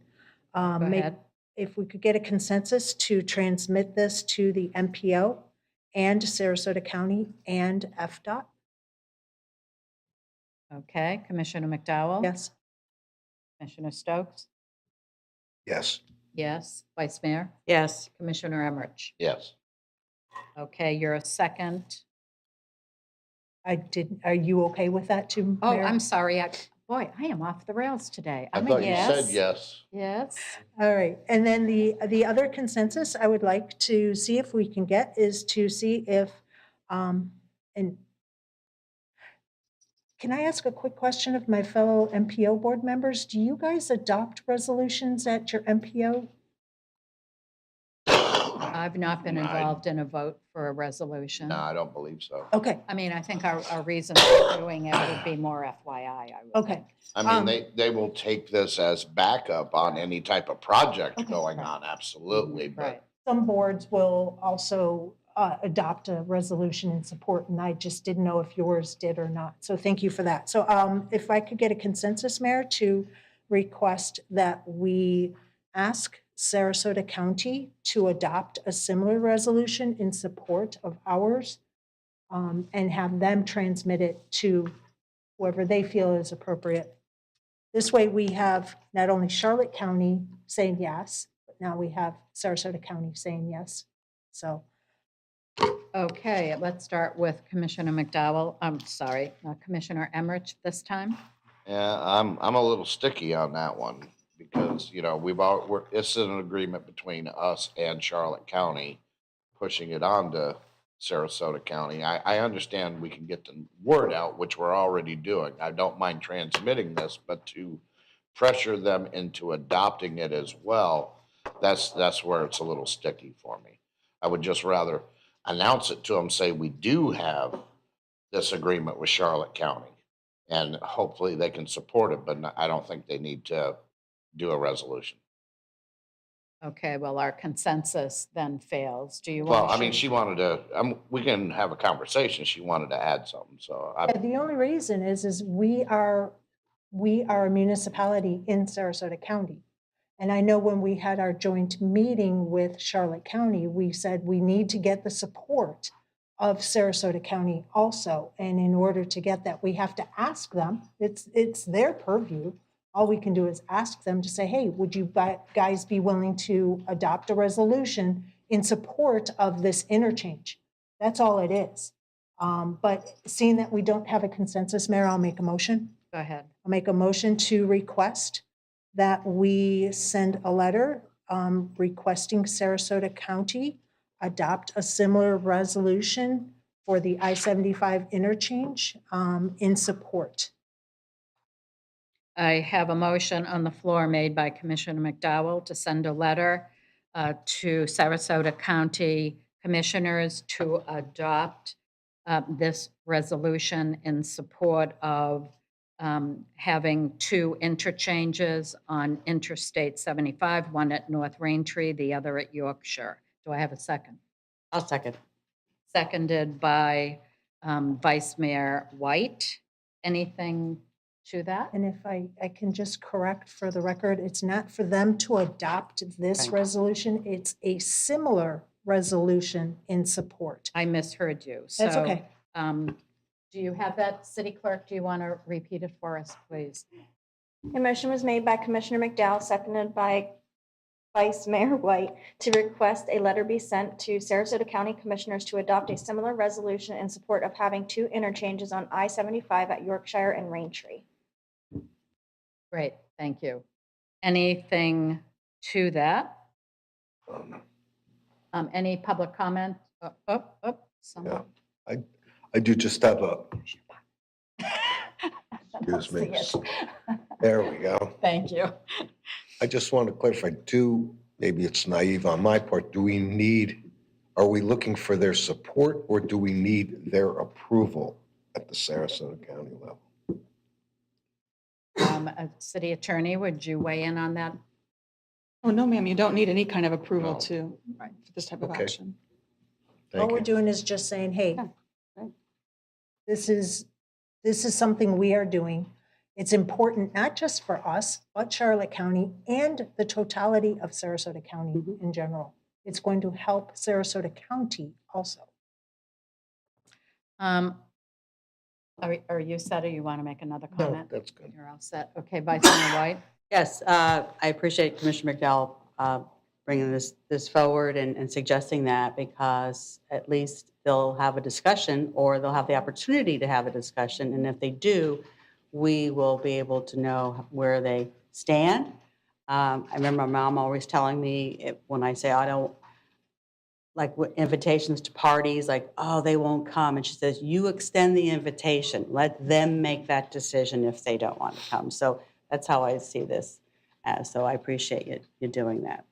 That's it. And my only comment is I do like the idea of having parity, Charlotte County and Sarasota County having both supporting this resolution. So that's where I'm falling on this. Any other discussion? Yes, ma'am. Okay. Yeah, I'm going to support this because after the further discussion, they can do as they wish up there. If they want to create their own resolution or not, I understand that it's still a suggestion from our part. And by doing that, I just don't like forcing anybody's hand into doing anything. So I will support this and I hope that everything will go fine because it will be going to the MPO regardless, which is serving the Sarasota Manatee area. So it's for everybody's better good. Terrific. There's been some discussion. Everyone clear on the motion? Are you ready to vote? I'm seeing nodding heads. Okay, please, let's vote.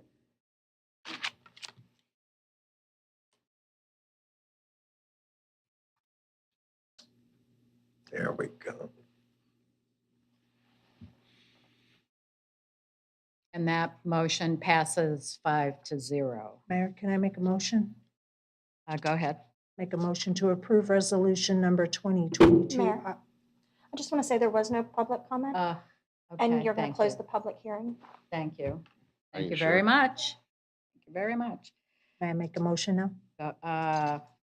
Yes, so I'm closing the public hearing and go ahead and make your motion, Commissioner. Make a motion to approve resolution number 2022 R-69 as presented. Second.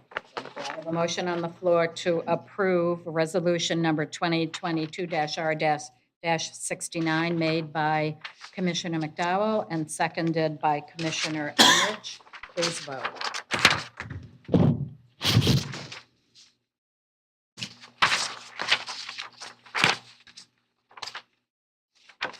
And that motion passes 5-0. I think we can fit one more in before lunch, fingers crossed. Moving on to resolution number 2022-R-70. City Clerk, would you read this by title only, please?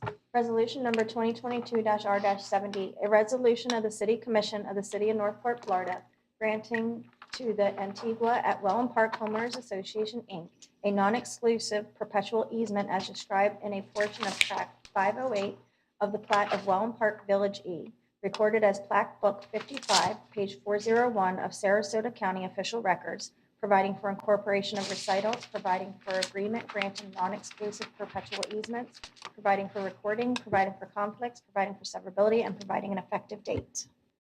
Thank you. City Manager, this is your item. Thank you, Madam Mayor. This item will allow for the easement to grant Antigua the opportunity to take care of their own shrubbery and irrigation system and landscaping buffer. So we approve the item and we're here to answer any questions you may have. Thank you, City Manager. I'm opening up the floor to commission questions and/or comments.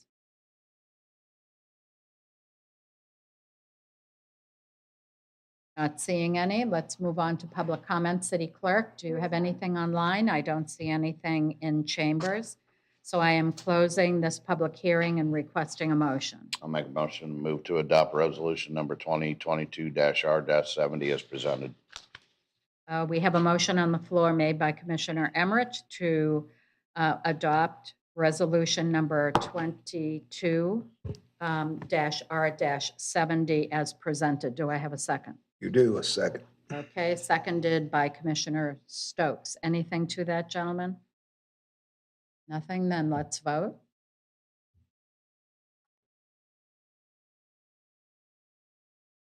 And that motion passes 5-0. Why, we're going gangbusters. I'm going to try for one more. All right, go for it. Resolution number 2022-R-74. City Clerk, would you read this by title only? Resolution number 2022-R-74, a resolution of the City Commission of the City of Northport, Florida, amending resolution number 2022-R-25 to extend the duration of the temporary marketing of Activity Center 1, Mediterranean as Activity Center 1, Trailside Activity Center 4, Panacea as Activity Center 4, Innovation Park, Activity Center 5, Midway as Activity Center 5, The Crossings, Activity Center 6, The Shire as Activity Center 6, Yorkshire, Activity Center 7, The Springs as Activity Center 7, Warm Mineral Springs and Activity Center 8. The Gardens as Activity Center 8, Mayaca Connection, providing for incorporation of recitals, providing for conflicts, providing for severability, and providing an effective date. Thank you, City Clerk. City Manager, this is your item. Thank you, Madam Mayor. In April 12th of this year, we did discuss this resolution and its expiration date of January 1st. So we are bringing it back on the timeline of getting it renewed so that we can continue to market these activity centers with these names on it. This will be part of a larger marketing and branding effort that we will have in fiscal year 23 as we continue, but we're happy to answer any questions regarding the continuation of the naming of the activity centers. Thank you, City Manager. I'm opening up the floor for commission questions and comments. Vice Mayor White. Yes. Could we just have somebody, it doesn't matter who up here, can say, what are the new names? Can you just go through the new names? Like, number 1. I'm sorry, just I have. the way it reads on here is kind of convoluted. Let's let staff. Yeah, thank you. Handle that. Caitlin Stelzer, Business Services Coordinator for Economic Development. So the new names are only changing for a few of the activity centers. So Activity Center 1 is going to be Mediterranean. Activity Center 2 is still Gateway. Activity Center 3. That's not what our Yeah. sheet. I thought number 1 was Says- changing to Oh, I'm trail. sorry. Trailside is Activity Center 1. I apologize. So that is the new name? Yes, ma'am. Okay, Trailside is Activity Center 1 now. okay. 2 is staying the same. Yes. 3 is, Innovation, no, 3 is is staying the same? staying the same. 4 is changing to Innovation Park. Okay. 5 is The Crossings. Crossings, yes. 6 is Yorkshire. 7 is The Springs. Just Sorry, the Warm Mineral Warm Springs. Mineral Springs. My apologies. I'm used to using them interchange. You're having my kind of day. Yes. so- Warm Mineral Springs. 8 is Mayaca Connection. And 9 is Central Park. Oh, 9 is, I'm sorry. But that's But staying that's staying the same. That's That not is just changing. all of the That's not a activity center change. names. Okay. Thank you. Just with all the colons and the periods in there, I mean, if you really didn't pay attention to those. I have a cheat sheet that I use, so I understand. Okay. So I just want to be sure that people who tune into the meeting understand what is the new name. Thank you. That's it. Okay, I don't see any other commissioner comments or questions. So City Clerk, any online public comment? And I don't see any in chambers, so I'm closing this public hearing and requesting a motion. Make a motion. Go ahead, Commissioner. Make a motion to approve resolution number 2022-R-74 as presented. Second. We have a motion on the floor made by Commissioner McDowell and seconded by Commissioner Emmerich to adopt resolution number 2022-R-74 as presented. If there's nothing else, let's move on to the vote.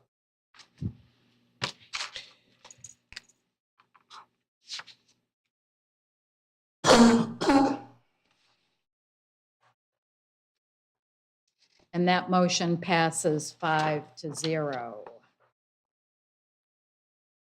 Okay, I'm going to go for one more. We are on a roll. Yeah. So resolution number 2022-R-75, City Clerk, title only, please.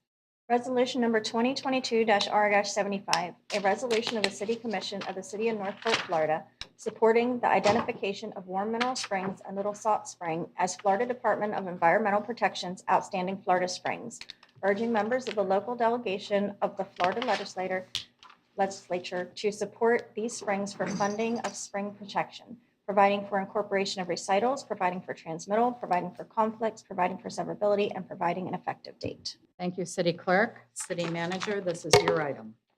Thank you, Madam Mayor. During conversations with legislators prior to leaving office, former Commissioner Luke wanted us to update the resolution for transmission to legislators in the upcoming session.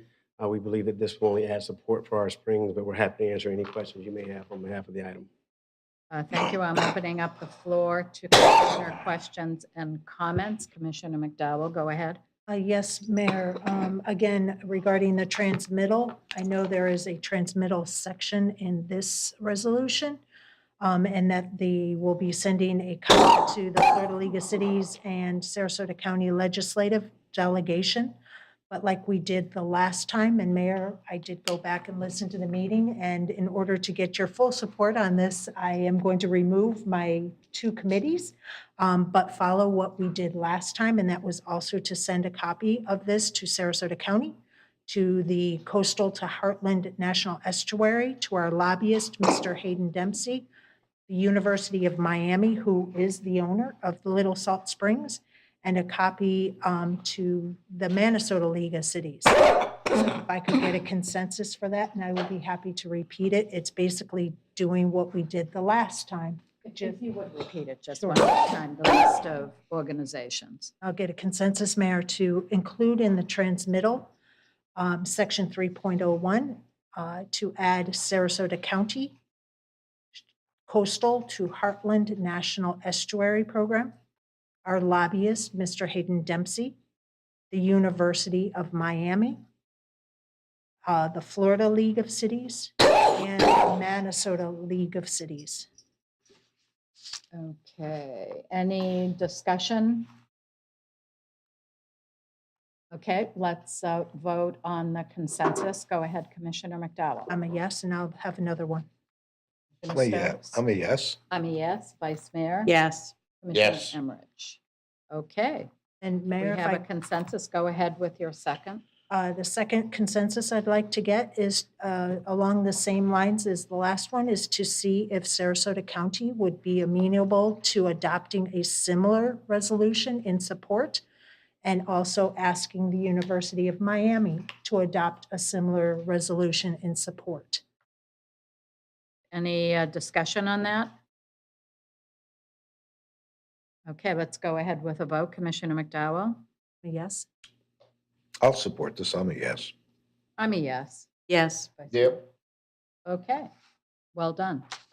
Thank you. That's all I had, Mayor. Do we have any public comment on this item? Yes, we do. Jill Luke.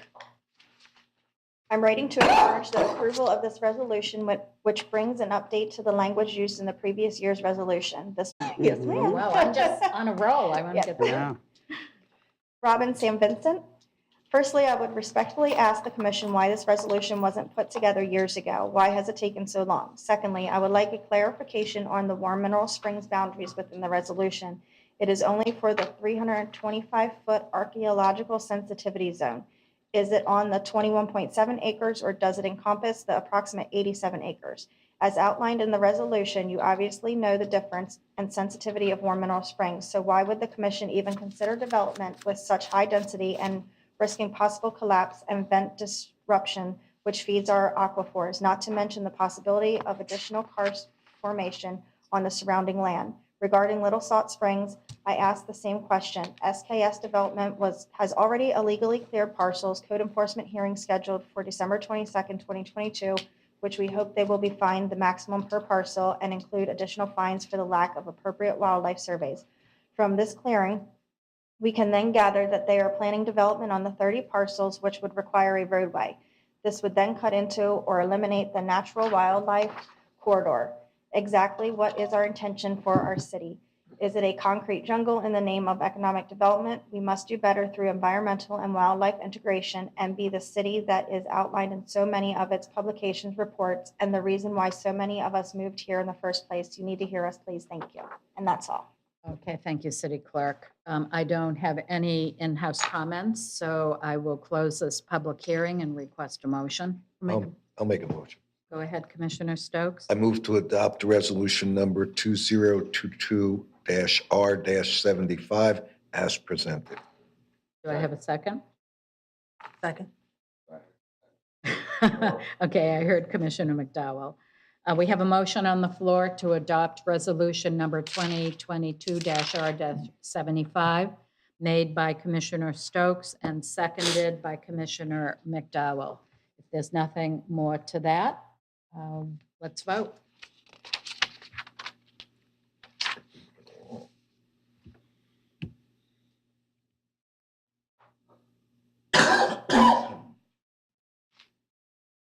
And that motion passes 5-0. Whew. Well done, Commissioners. We have managed to plow through all of our agenda up until general business. So I am going to officially close this meeting. It is 11:55. Let's come back. Not close the Been a meeting. recess. We're recessing. Thank you so much. It's really a bad day today. I am recessing. It is 11:55, and I am recessing this meeting until after lunch. So let's be back here in chambers by 12:45. Woo-hoo.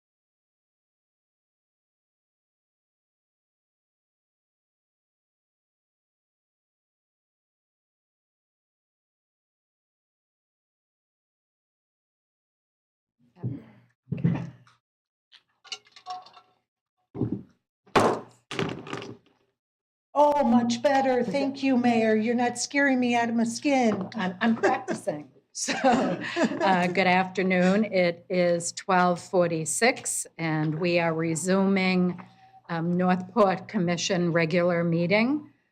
We still have a quorum. All commissioners are here. Staff are here with the exception of our recording secretary. I have Captain Fussell. Are you in the back, sir, or are you doing double duty? Double? Okay, at the moment. And we're waiting on our fire representation. So let's move on into general business. Item 22-3791. City Manager, this is your item. Yes, thank you, Madam Mayor. This item is discussion and possible direction regarding the Northport and Nonprofits United NP Squared program. This is a program that we introduced during last spring and definitely during the budget process. And based on the meeting on September 6th, the commission gave direction for staff to revise the administrative plan, which we have done. When you see the attachment regarding the plan, you will see that highlighted in yellow are the changes that we've made, including information under the purpose, the agency criteria, roles of the committee, as well as funding requests and lowering some of the thresholds so that we could make this first effort a more of a trial run or a pilot as we hopefully get it started and then come to different information and outcomes for the upcoming fiscal year. So we are here. Ms. Janet Carrillo and her staff have done a great job of getting this program to the point of hopefully discussion and approval. But we are here to answer any questions that you may need as we attempt to get this program off the ground. Thank you so much. Thank you, City Manager. Ms. Carrillo, do you have any comments to start, or shall we roll right into? Okay. I am opening up the floor to commissioner questions and comments.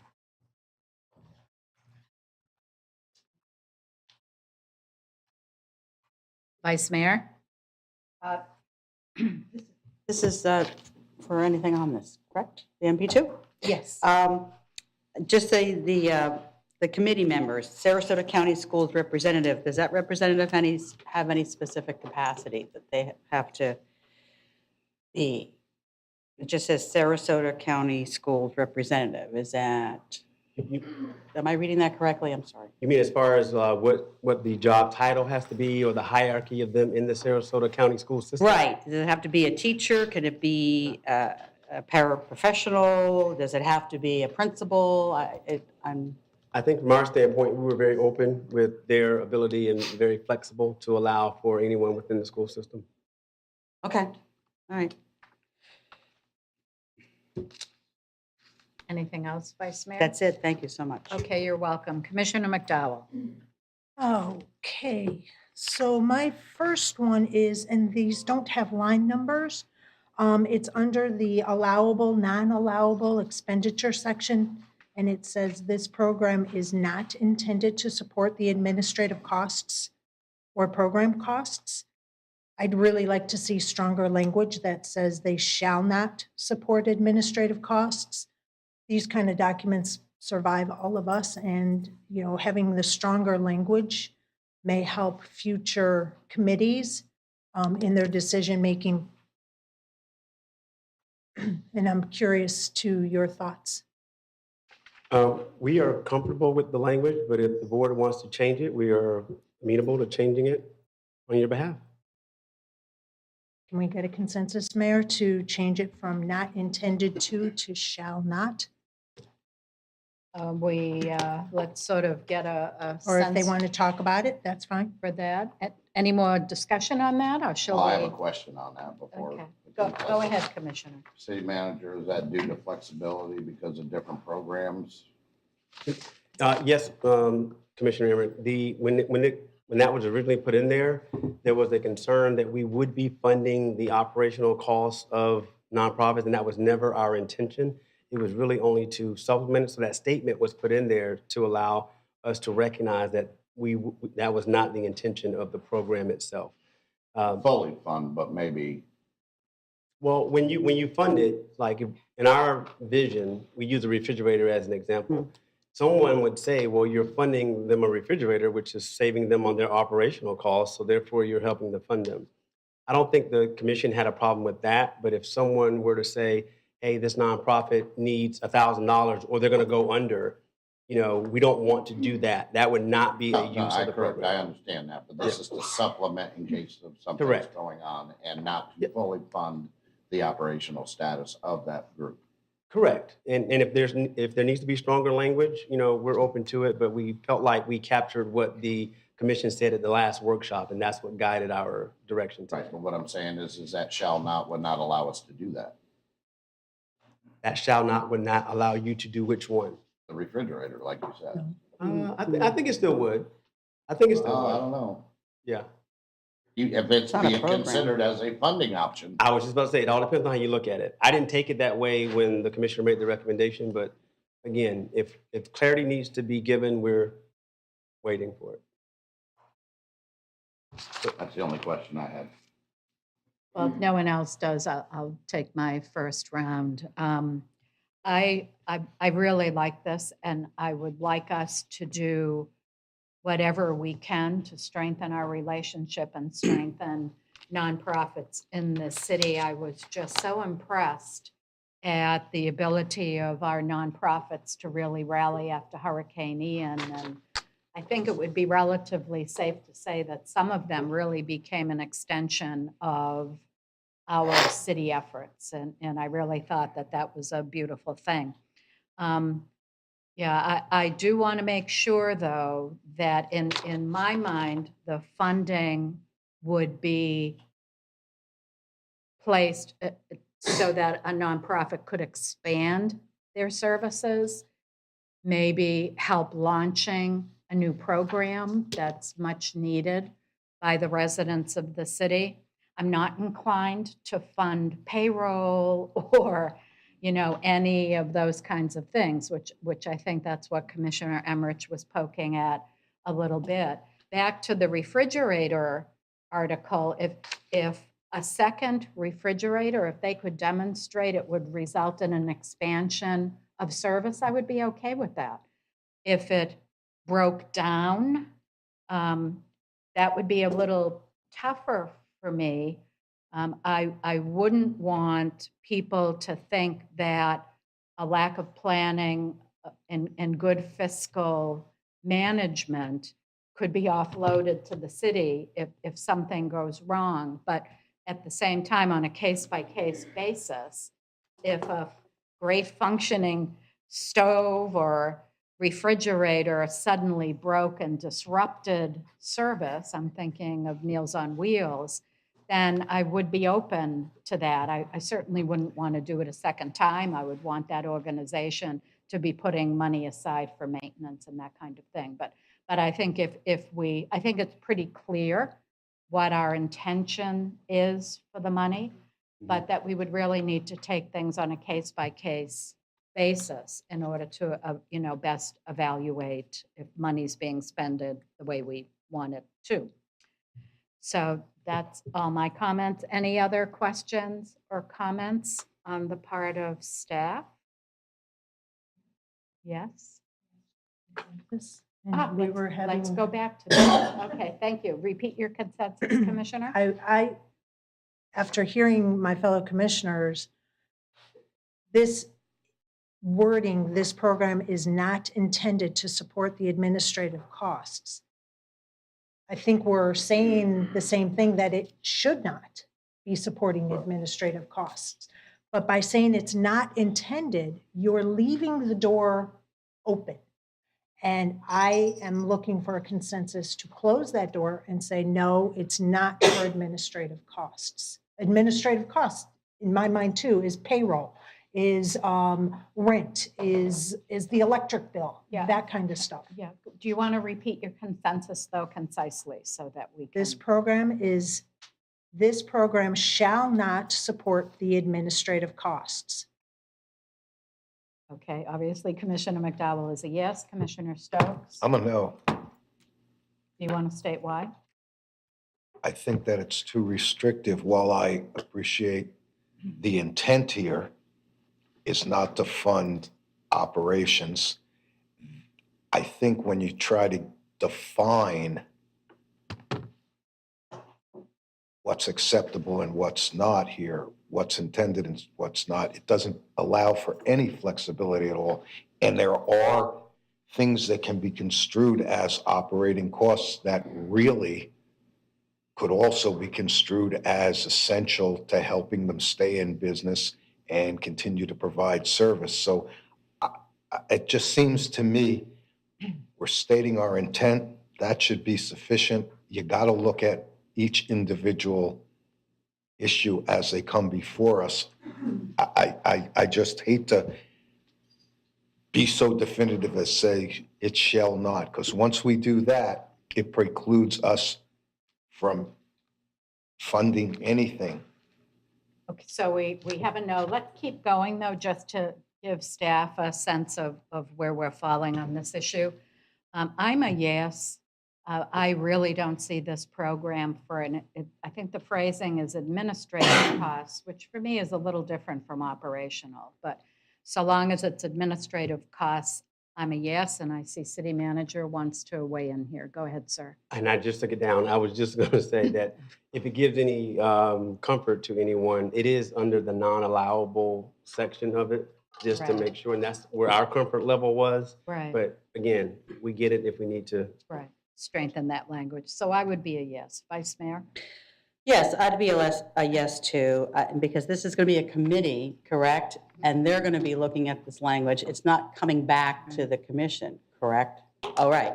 So, and as Commissioner McDowell alluded to, that to avoid that not clear line between what is funded and what's not funded, that's why I would agree to take that out of there. And even with program costs, I think that's really general. Again, the group should be able to be financially solvent on their own, and that they're looking for something. We keep saying a freezer, but I think it does say here, mission support items. It does say items, correct? So you're talking about concrete things anyway.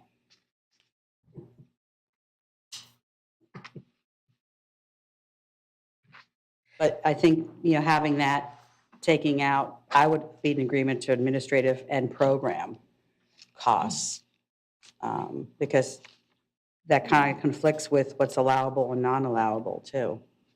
So if that makes any sense. Okay, Commissioner Does it? Everett? Oh, are you done? I'm sorry. Yes, I am. Okay. No, I just wanted to jump on her with the questions on programs. Now, would this have anything to do with, Check your mic. with any new nonprofits coming up? It's on now. Okay. Yeah. You're good. But this is for the city manager when he gets done with Janet.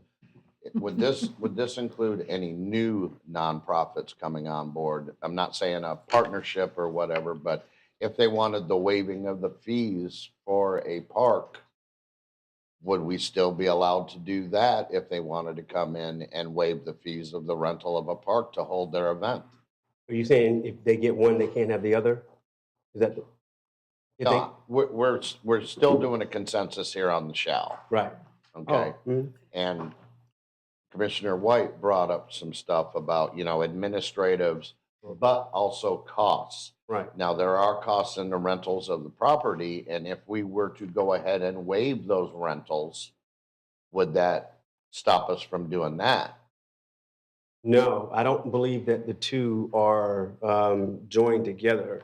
If they were applying for costs to be waived in a separate transaction, then that's separate from this program that we are offering here. Okay, I just want to make sure all the bases are covered, so. And Ms. Carrillo may want to provide a little bit of clarity on programming, since that was a question that was just arisen from. Yeah, Vice I Mayor would White. appreciate that because I think of programs, we might want to fund a program expansion depending upon exactly what items within a program we would be willing to fund, but I'd appreciate your perspective. Afternoon, everyone. Janet Carrillo, Social Services Manager for the record. So when we created the the admin plan, we were looking at administrative costs for salaries. You know, we're not going to fund any salaries. We're not going to fund any administrative overhead costs that the agency may have. The program costs, we keep using Meals on Wheels for an example, but I feel like they're the best entity to use. So, for example, Meals on Wheels uses charges $5 per meal, for example. So they wouldn't be able to say, oh, we need assistance to cover those program costs to participants. It is not intended for that. That's under that umbrella. We are looking for, if you read the first section, we are looking at a mission support item, a tangible item, a freezer, a pallet jack, things that will make support and enhance their programming needs, but not cover the administrative or program costs. Does that make sense? Yeah, that does make sense to me. Since we don't have a consensus, Mayor, I'd like to make a motion. Go ahead. Make a motion to change the wording in the allowable, non-allowable expenditure section to read, this program shall not support the administrative costs or program costs of the applicant. We have a motion on the floor made by Commissioner McDowell to change the language in the document to shall not support administrative or program costs. Do I hear a second? I'll second. Oh, sorry. I'll second. Okay, anything, do we have a second of that motion by Vice Mayor White? Anything to that, Commissioner? Thank you for the conversation, guys. You're welcome. Let's vote.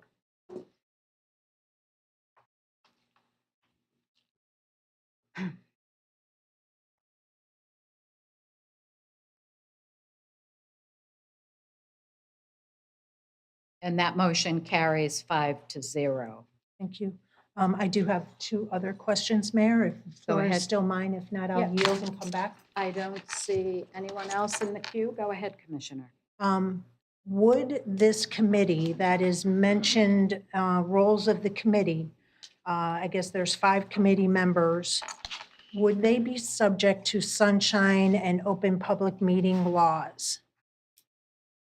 I think this is probably one for the city attorney. The answer is probably, but we have not done any legal review here, so we'd have to look into that. Legal review has not been done. It's not been requested. Correct.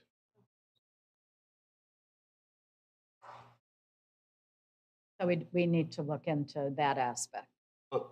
Yes, Madam Mayor, unless you want to change something before it gets to legal review. We didn't want to put something in legal review and then you change it and it has to go back to legal review. We would prefer that we'd all be on the same page as what we believe the program should look like. And then it will be under legal review. And then if there's any questions with what the desire was for the program to be executed, we would bring that back and say, well, we couldn't do that, or just to give you updates on it. From the point of the question of the staff standpoint, we would like for it to be under the sunshine and make sure that everything is done in minutes and everything's are recorded, because we don't want anyone to come back later and question any actions of the committee as it relates to the city-funded program. Thank you for that, City Manager. Keep Can I- going. Yeah. Yep. My understanding was when we had this discussion at September 6th, that the final product was coming before us, that legal review would have been done, and that this is what we were approving after everything was looked at in totality. So that's what my understanding was. Thank you. In this section here, the committee members, they're talking about different classifications. What if we don't get some member of that classification to fill that role? What happens then? So we believe that we would keep looking until we get a member of the role filled. I don't believe that you can go forward without filling one of the roles. We put the roles in there for the program based on the confidence that we would be able to get them filled. If we do not get them filled, we would not have a full committee. All right, that's all I have. Thank you, Commissioner. I don't see anyone else. Oh, I just had, just to up. kind of piggyback off of that, those representatives I had just circled. one representative from the older adult community. Your side of the woods. Yeah, I I saw don't know, that. it's not even fair. Forgot You're about old, Mom, but, but what defines, what parameters are you looking for that? 40 and I'm up. going to, wait, no. 40 and up. You're 40-year-old. We're going to say older and wiser because using the word elderly, we didn't want to classify anybody in that community. So that's why we labeled it as the older community. Okay. Because when you deal with high school students, anybody like 30 is older. Well, yeah, correct. 40 and up. Okay. Okay. All right, thank you. Great, let's move on. City Clerk, is there any online public comment for this item?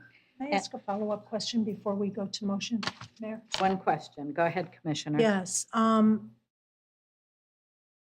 this is in relation to the motion that I'm sure is coming. If we approve this now, how are we going to know what legal review found or suggested or changed, possibly changed? How will that impact this? Will it be coming back to us? Or are we approving it today and that's it? So from my standpoint, you are approving it as it is written today. If there is any change to what you have approved, then it is our obligation to bring it back to you for a different discussion. Does that help? Really? Well, So if- let me suggest this. Would it be satisfactory if we got a memo regarding the results of the legal review? Would that be helpful? How would it get incorporated into this policy if it's a memo and we're not blessing whatever the memo suggests? Well, Or again, doesn't I suggest? think what I heard is if there were recommended changes in that update, then this proposal will come back to us. Correct. Yes, ma'am. So essentially, we are approving it based on what is presented today. Correct. Pending any legal review and changes. So we have no online public comment. I don't see any in-house. So if there is no more to that, then I'm requesting a motion. I think we sort of have one on the table, but if you could restate it. I don't think we had a Oh, we motion. didn't. Okay, then let me just ask for a motion. Okay, I'll make a motion. Okay, Commissioner Emmerich, go ahead. Move to direct staff to begin the inaugural application process to include the changes that we voted on to, I believe we were changing shall to might, or whatever what was the wording? Shall not. No, may not. It was may not to, Shall not. or shall not to shall. We are No. changing shall No. not to shall, Not intended to shall not. not intended to shall not. Okay, I knew it was something like that. Yeah. That's it. Okay, we have a motion on the floor made by Commissioner Emmerich to direct staff to begin the inaugural application process, but also to include a change of language that administrative and program costs will be changed to will not be considered in this program. No. Why are we struggling so much with Not this? intended to, shall It's- not. Not intended to shall Shall not. not, yes. Thank There you you. There we go. Okay, do we have a second? I'll second. Okay, Yes. seconded by Vice Mayor White. Anything more to that? It's that after lunch thing. It's the cookie thing. Okay, please vote.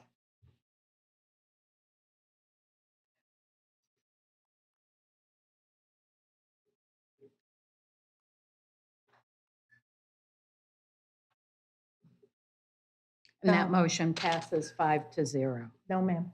That's not correct. What happened? I don't know. I registered as a no. Can we clear and try that again? Okay, let's try that again. Happened twice now. That's odd. The little voting machine has been quirky Yes, for it has. a few meetings now. Maybe Santa will bring us new ones. That would be great. Please. Okay, there we These go. were the 4 to new ones. 1 with Commissioner McDowell dissenting. Reasons stated? No, actually, Mayor, I do have a couple of reasons. One, I have always said, how do we as a commission body, or how does any committee choose one nonprofit over another when the need is great? To me, it's wrong on too many levels. The other reason is this is taxpayer money. And I know that our nonprofits do amazing things for our city. But I'm all for people and nonprofits staying in their lane. Nonprofits have a role, city has a role, and we're starting to really blend those together using the taxpayers' money of $20,000. And the biggest one is the heartburn of the committee. By approving this, it may come back with changes, it may not come back. I know it still has to go through legal review, but this committee, I am not an attorney, but I am almost positive is required to be under sunshine. And with it not being written that way, I just can't in my heart approve something like that. So those are my reasons. Okay, thank you, Commissioner. Moving on to item 22-3839, discussion and possible action to rename Staffenberg Lane. Commissioner McDowell, I understand this is your topic. It is, thank you. So it's, hang on one second, let me get my notes up. I'm a firm believer about local government is closest to its citizens. And I know the importance of citizens' ideas and suggestions, just like each one of you. There has been some amazing things that citizens have brought forward. I don't need to remind any of you about People for Trees and how it started 30 years ago. Vice Mayor owns that one, brought a lot of good changes to our city because of that citizen initiative, which morphed into a full-fledged nonprofit organization. Citizens have approached us about gopher tortoises and sandhill cranes and protecting them, and we have effected some serious changes based on those citizen input. Body cameras, the boat owners to allow parking of boats in their driveways, those were all citizen initiatives. My own personal one about Dollar General affecting changes in the ULDC for these incompatible land uses.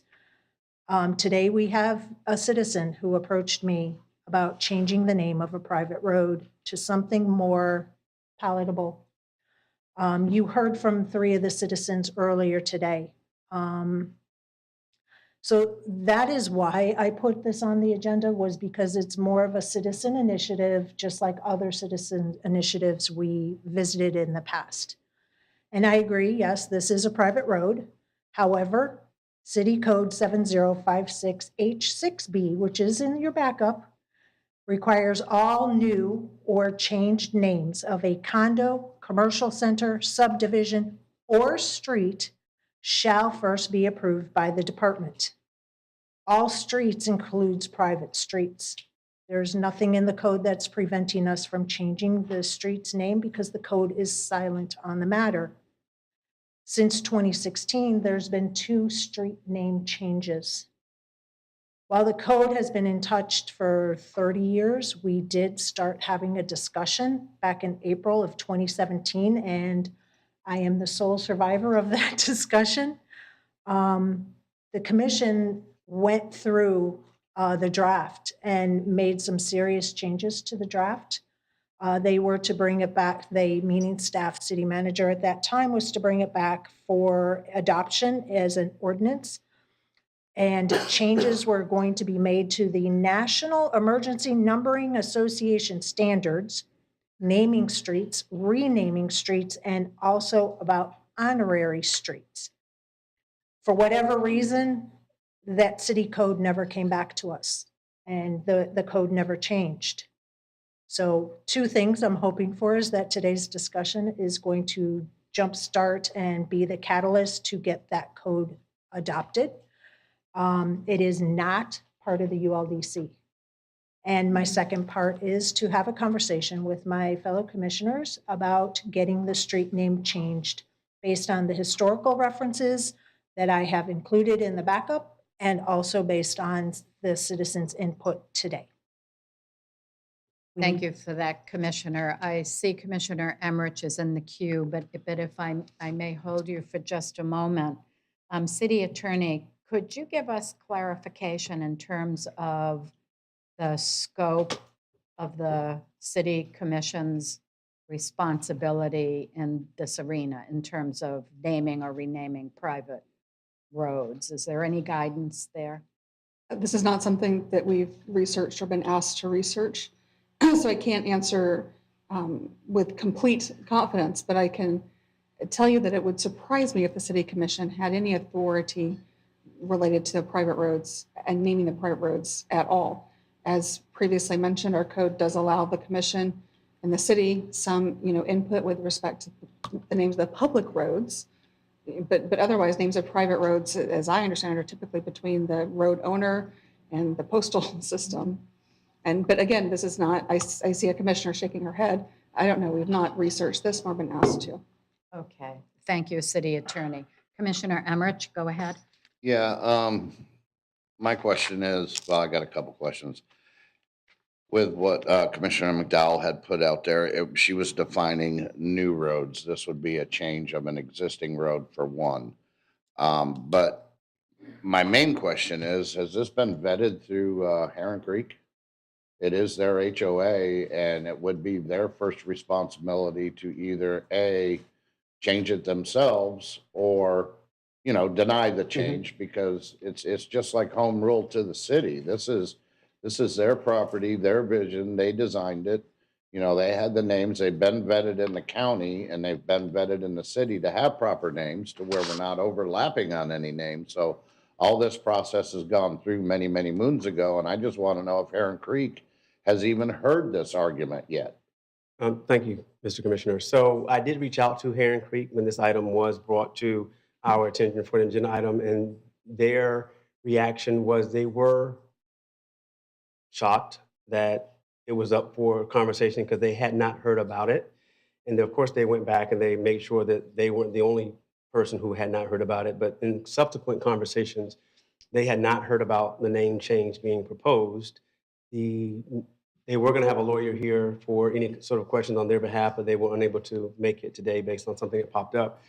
But the owner of Heron Creek, Dr. Reichart, he has made it clear that naming of this property naming of this street is based on, one of the streets from his childhood, from his growing up, as opposed to some of the other avenues that could be used for the name itself. But Heron Creek had no knowledge, as far as I know, that there was an issue or any concern with the naming of this street at all. Okay, and ask just another question. Is the name of the road, technically, is it Stauffenberg Lane or is it General Stauffenberg Lane? Just Stauffenberg, sir. Okay, because that makes a big difference, because you would be naming it after one person and not possible multiple people. And I don't know where the owner was back when and which Stauffenberg he was thinking of when he named that street. And again, I would not be in anywhere approving of changing this name unless Heron Creek has first heard it first. And I don't want to overstep their boundaries, just like I don't like the state overstepping ours. So that's my opinion and my questions. Thank you. Thank you, Commissioner. Commissioner McDowell, I have you next up, but with your leave, I'll give the other two commissioners. Okay, thank you. I didn't have their names up when I put mine in for second round. Okay, thank you. I really appreciate that. Vice Mayor White. Yes, yes, one of my questions was, what was the thought behind the developer choosing the name? So that was answered. It was from his childhood, which was obviously back in Germany. And I have not done research on this name, I'm sorry to say, as it's a common German name like Smith would be or something like that. And did we note did you say where this street is? Yeah, I had I'm sorry. provided a map in the backup I know, materials, but if I may, Mayor, I'm Yeah. sorry. If you can say where it is? Go ahead. It's, where the neighborhood Walmart is? Yes. Okay, where That's what I thought Murphy's it gas was. station Yes. is? So it's between Murphy's gas station and a vacant lot Right. that has just recently been cleared. And it's literally from Sumter to whatever that other Okay. street is that fronts, what neighborhood Walmart. Right, I just wanted that clarified because we're talking about Heron Creek and their HOA, and most people don't think of that area as being part of Heron Creek, but it apparently is. And I would be curious too as what the HOA and what Heron Creek has to say about this before we overstep our boundaries with that. That's my thoughts on that.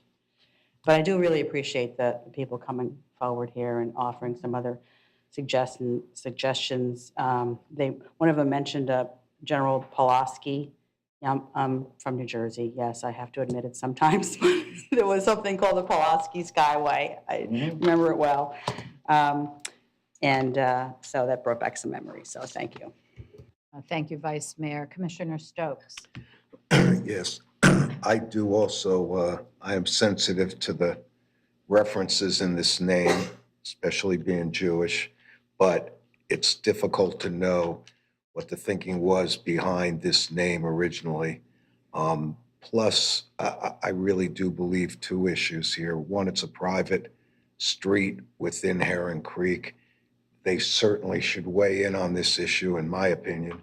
And additionally, I would like city attorney to give us some feel for what our authority is with regard to being able to change the name of a street in a private community. I think that's worth knowing. So it's my take on this. Okay, thank you, Commissioner Stokes. Before I give the floor back over to Commissioner McDowell, I struggle with this one. Certainly, what authority we have or don't have in this matter is really the overarching issue, but I did do a little bit of research and learned that there are 358 people in the world named Stauffenberg. Thank you. And another 58, if memory serves me, named von Stauffenberg. And I'm uncomfortable requesting a name change when there's really no indication in the online search that I did and in the materials that were provided to support this item that the street was named for that Nazi general. So I just struggle a little bit, and I would say that really the overarching thing is what is our authority or what is not our authority when it comes to naming and renaming private roads. So I also would like a weigh-in from city attorney, a request to just do a little check on that. Okay, Commissioner McDowell? Yeah, and I appreciate the conversation. When I met with the citizen, I also brought up, hey, Smith is a very popular name, but maybe there was a killer Smith, it was a killer way back and somebody's street name is named Smith. Was it really for the killer or was it for just a family name? And they were amenable to that point of view. I did not approach Heron Creek only because our code says all new or changed names of a street shall first be approved by the department. So I was reading the code and then going, okay, if the department approves it, which we can give direction to city manager and say, hey, we'd like this to be changed, then we let the HOA Heron Creek know that the commission is changing the name. So that's why I did it the way that I did today. The code doesn't really give any recommendations on sensitive names of streets. It doesn't give us any guidelines. There were a few in the draft that we had talked about in 2017. This was a citizen's concern. And to me, that needs to have the due diligence and the conversation up on this commission dais, and I am very grateful for it. I am hearing hesitation of it being a hard no. I'm hearing a no, not now. That's what I'm hearing. I might be wishful thinking. I don't know. But maybe if we can reach out to Dr. Reichert with Heron Creek and get his input, maybe I can facilitate a meeting with Dr. Reichert and the citizens so that he can hear their concerns firsthand, and go from there. I don't know, but I was going by the code as it's written, and that's why I did this. I think maybe a legal review is possibly in order if that's amenable to the rest of the commission. And I really, really think after 5 years that and I know we've had a lot of changes in those 5 years, but when we had this discussion in 2017, it was something like, right now, we need to do this because it isn't following what was it called? The American numbering system. Hold on, I have it written down. The National Emergency Numbering Association standards. So if there's standards that our 30-year-old code is not up on, we really need to get that looked at. And again, it's not part of ULDC for 5 years. That's what everybody kept saying. And I go, no, it's in the city code. Nothing to do with ULDC. So that's all I have. And thank you for the conversation. I do appreciate it. Well, let me suggest, because I am hearing a couple of things. One, I'm sensing a general reluctance to make any decision on this matter today, but I did hear some expressions of, gee, would sort of like to know what our legal responsibility is and is not in the matter of naming or renaming private roads. So I would like to float a consensus. Do we want to instruct a city attorney to check into this matter and advise us at a later date what our authority is and what limitations there are to our authority in the naming, renaming of private roads? Commissioner Emmerich? Looking into this matter specifically? No. I would be a no. No. So, no, it was to instruct the city attorney to advise us on what our rights and responsibilities are, or what limitations there are to our authority in the naming or renaming of private roads.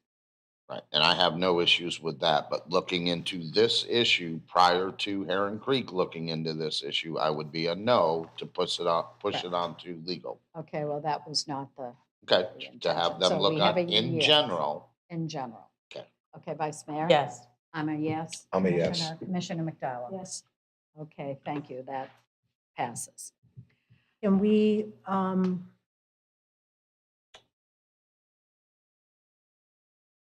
to Commissioner Emmerich's point about Heron Creek weighing in on this, City Manager, you had said that you reached out to Dr. Reichert. Would it be possible for you to give me his contact information, or would you prefer to reach out to Dr. Reichert to let him know I would like to speak with him? No, I spoke. Then I can talk to him myself and see if he'd be amenable to setting up a meeting with the citizens. Yes, so I spoke to Ron York, and I can give you his contact information. He worked for Dr. Reichert, and that's how I got the feedback from Dr. Reichert. But thank you. In anticipation of this being one of the solutions, Mr. York said he is happy to speak to you regarding your desire to change the street in his community. Well, I would just wait. I would like to know if it's the will of this board to give Commissioner McDowell our approval to go ahead and do that on our behalf.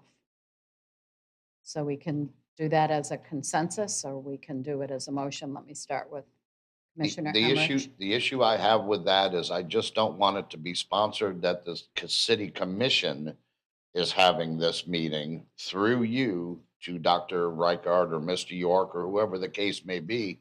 In my opinion, the citizens themselves should be talking to the administration at Heron Creek. But by you facilitating a meeting, it's like Northport Commission is on board with this decision. No, that's not what my Sorry, Mayor. So let's just sort of wait. Anything else before I move on? That's to my Vice Mayor? hesitation there is we Okay. have a representative of the city commission in this meeting. Okay, so we don't have a consensus, but I would like other commissioners to weigh in. I think it would be helpful. Vice Mayor? Yeah, I don't know. I would like to know even if the city attorney looks into it, if we even have any jurisdiction in renaming this. I mean, if it comes back, no, we don't, then it's kind of like a moot point to go any further with that. Okay, my sense is our practice has been when any one of us wants to facilitate an activity, even if we say, I'm not here as a city commissioner, it can be very difficult for people to separate who we are as individuals and who we are as public officials. So I really do think we need to all be on board. And I'm just a little uncomfortable. I don't think we should interject ourselves in between a property owner and the residents of a community. That sort of makes me uncomfortable.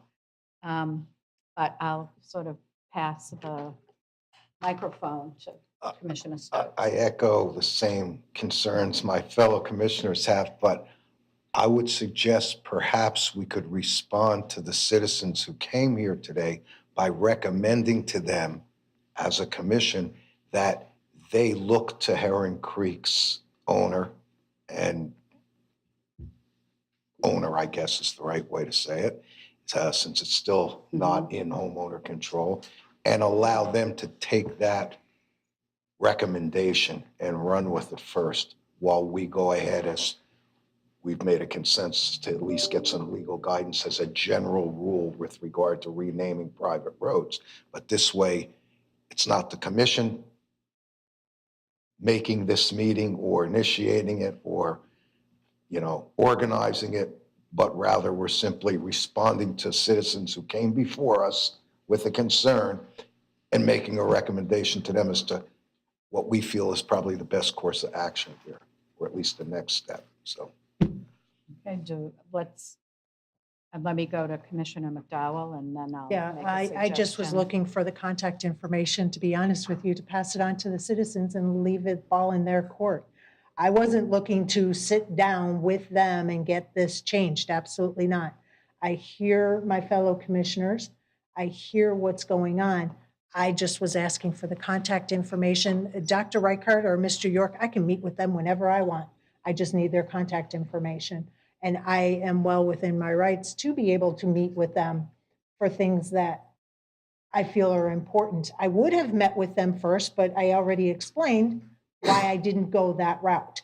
So I was just looking for the contact information. So one, I could meet with them, and two, to pass it on to the citizens for them to meet with him and go from there. So I would never try and overstep my authority, and not too sure what that was, but that's okay. Okay, so do you want any action, Commissioner McDowell? From hearing everybody up here, there's no additional action that we can take until after we hear from the city attorney. And then we can move forward based on what she finds and reports back to us. Commissioner Emmerich, your last comment? Yeah, I got no issues with her reaching out to the citizens to give them direction on which way they were going. I just didn't think it was for us to sit within the meeting. What Commissioner McDowell has suggested is perfectly fine. I got no issues with that, contacting the citizens. When you used the language facilitate a meeting, I interpreted that in a different way. So did I, Yeah. so. Yeah. Sorry. Okay, so I think we've closed on that business. If no one has anything else, City Clerk, do we have any online public comment on this item? Yes. Jill Luke.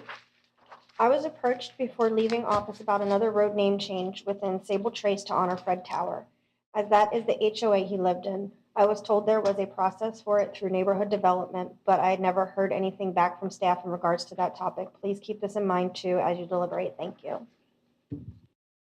Okay, I don't see any public comment cards here in-house. So I think we had our consensus. My feeling based on comments is we've concluded this agenda topic. Okay, let's move on to item number 22-3832. And that is discussion and possible action regarding Commissioner McDowell's request for help in improving her relationship with city manager. City manager, would you like to introduce this item? Yes, ma'am. Thank you, Madam Mayor. This agenda item is in response to Commissioner McDowell's comments on November 22nd regarding how our difficult relationship is having a negative impact on her. She also referenced the possibility that others, including commissioners, charter officers, and employees, could be experiencing similar treatment.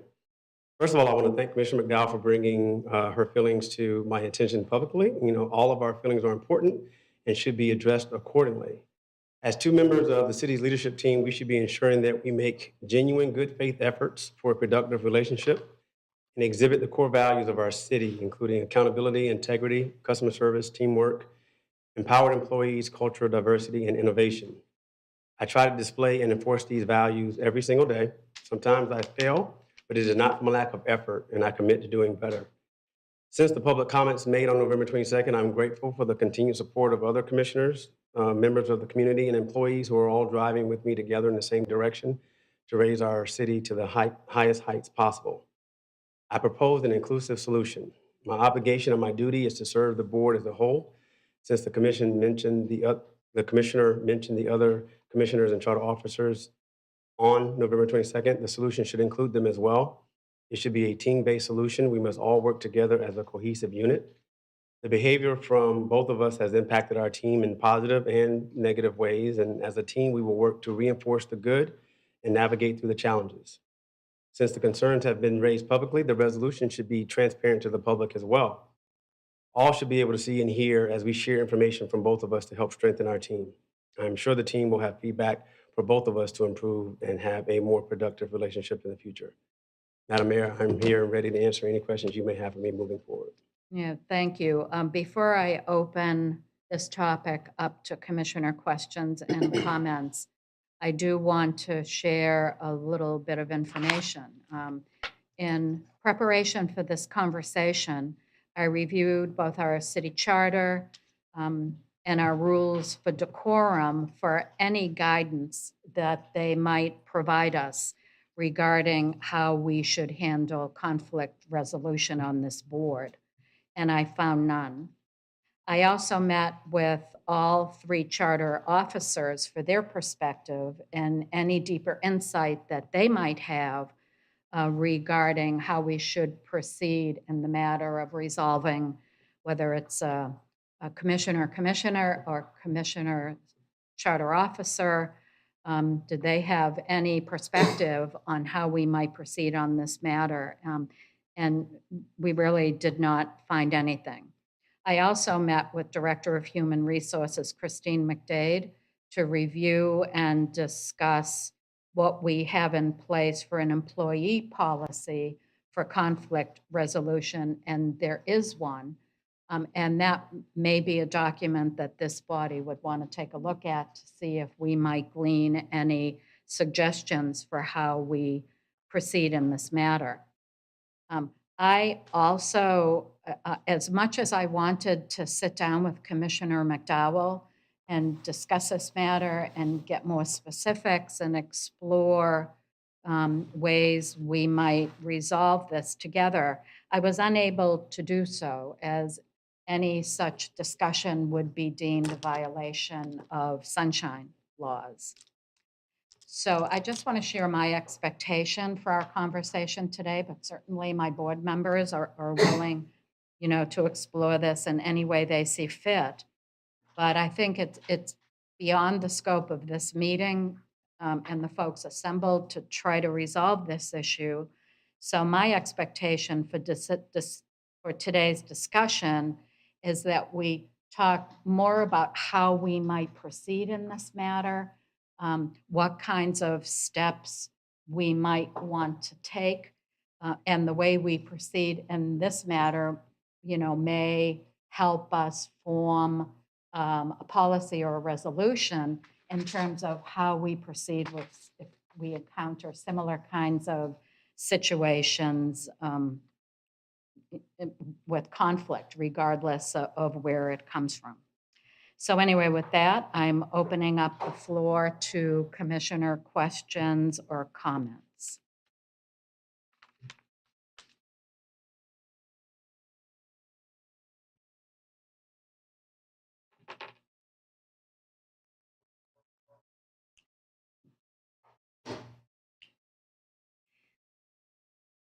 Commissioner McDowell?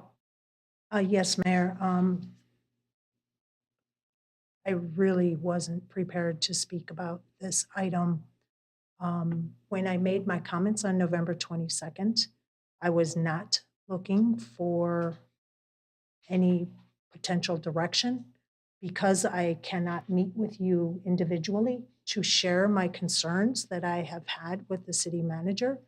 Unless we are in a public setting, that is why I shared it. I firmly believe that this is between me and the city manager. And yes, in my comments, I did say I will use every avenue available to me to be able to do my job effectively.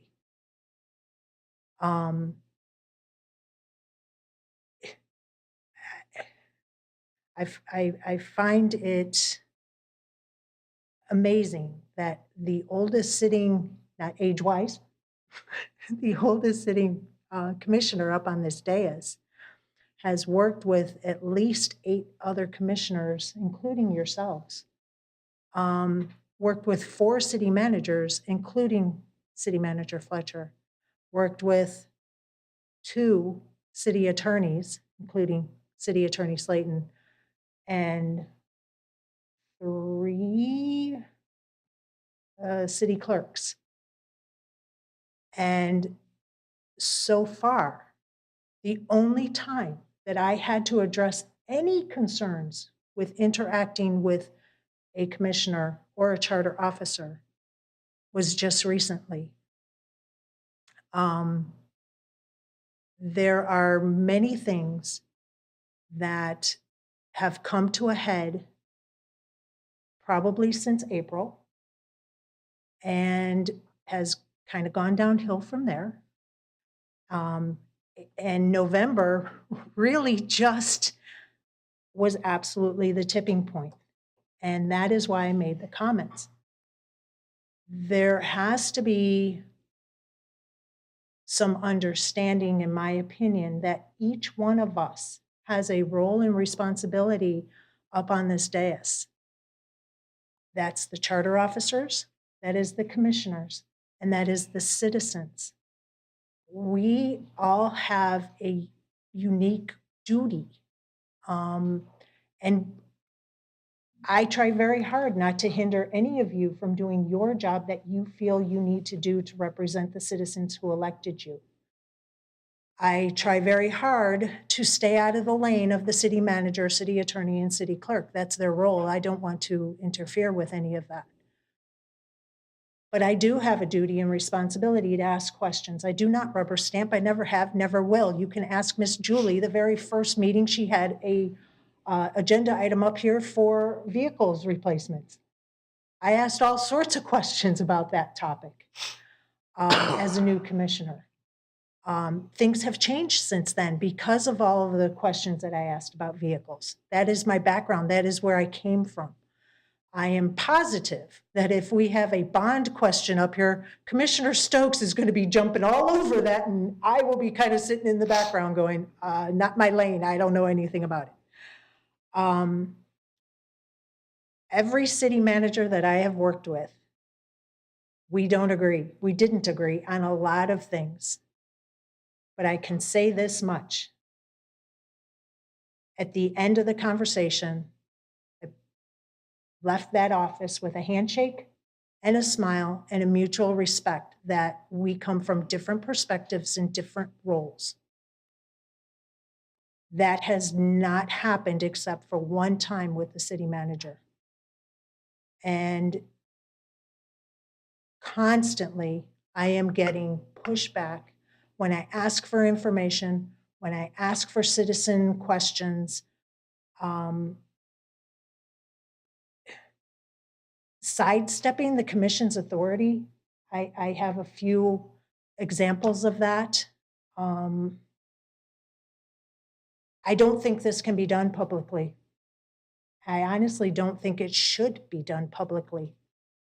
I don't need to hear anybody's dirty laundry. Our citizens do not need the drama. Our staff does not need the drama. This is something I requested back in April for conflict resolution with the city manager. Between him and I and a mediator. He initially agreed for the betterment of the city. Whatever reason, he then pulled it and declined it. And those situations have since gotten a little bit more difficult to deal with. So I am starting to see other lights on. I look forward to whatever y'all want to throw at me. Have at it. City Manager, I had Vice Mayor White in the loop well before I saw your light. Vice Mayor, why don't you go ahead? I just wanted to comment. I really didn't know what was expected of me with this item at all. And other than I know what it's like to be in a position where you have new administrators and new people that come into the mix as a teacher, dealing with different principals and vice principals, and things were fine, and then somebody comes up that changes things, and then you're kind of at odds. But I just didn't know what we were supposed to be doing with this item, to be honest with you. Thank you for that, City Manager. Yes, ma'am. I just wanted to provide a point of clarity. When the conversation comes up to the mediation that was proposed in April that I reluctantly agreed to, but did, and then why it was canceled, the part that keeps getting dropped out of why it was canceled is because the commissioner then came into a workshop with a prepared statement about how the actions of the retreat were either possibly illegal or anyone else would be looking for another job at that point. It is the lack of grace and the lack of ability for anyone to make a mistake that has sort of led us to the point of where we are. And we all know it boils down to trust. Trust is going to be the key factor in every relationship. And so the point is, and what it boils down to is, do I give her enough information and knowledge so that she is adequately prepared to do her job? And the answer is, we don't treat her any differently than any other commissioner. She has questions. We answer her questions. Having questions is not a bad thing. People have questions all the time. It's usual to have questions when you're dealing with the complex nature of the volume of topics that we have. So that's not a bad thing. And the answers to our questions are not always going to be pleasing to you. That's, again, not a bad thing. But when you talk about the trust and the respect, and it boils down and it comes from someone who has a bias against you from the very beginning, if we want to go back to day one, but that's okay as well, because that's human nature. Every single day, I do this job. And I do this job because I love this job, and I do this job for a very consistent way. That way, I don't want someone to come back and say, well, why are you doing this for one and why are you doing this for another? We try to be extremely consistent in our office. And that's what I believe is part of our strength. But we are not going to be run over and bullied by someone who just does not give us the respect that we deserve, as we are extending the same respect that that person deserves at the exact same time.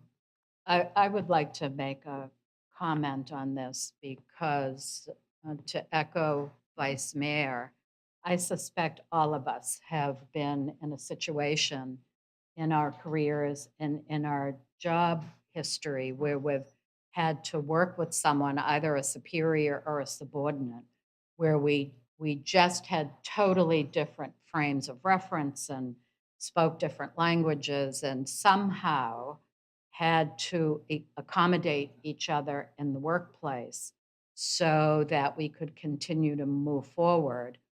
Never an expectation that we would be buddies, never an expectation that we would either go out for a cup of coffee or an after-work drink, but just within the jobs that we both had to do, that we give ourselves enough space to do that. I would share Commissioner McDowell and myself have had a number of headbutts, I guess we could call it. And when I look at it, to me, it's that she and I, and I'll give you an opportunity to respond, but she and I have a very different perspective on what the job of a city commissioner is. And again, there's sort of no definition and no guidance in our charter or our commissioner handbook or anything that we're given as new commissioners to help us kind of navigate through all of this stuff. So there's nothing to say that my more high-level strategic, where are we going in the future? What's it going to look like in 5 or 10 years is any more right or wrong than Commissioner McDowell's need to really, really dig into the details. If I can just share an observation, she sees her value as working at that level and finding opportunities to make things clearer or better or more consistent.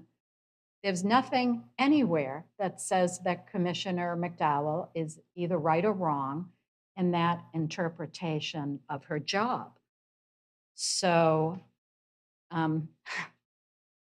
I sort of see that some of this, and I'll just speak for myself, is just because Commissioner McDowell and I come at this job from very different points of view. And sometimes in the yin and the yang, we flare up at each other. And that's okay. I hope I speak for both of us when I say, at the end of the day, we kind of come out at sort of respecting what each other does, even though sometimes there's some frustration.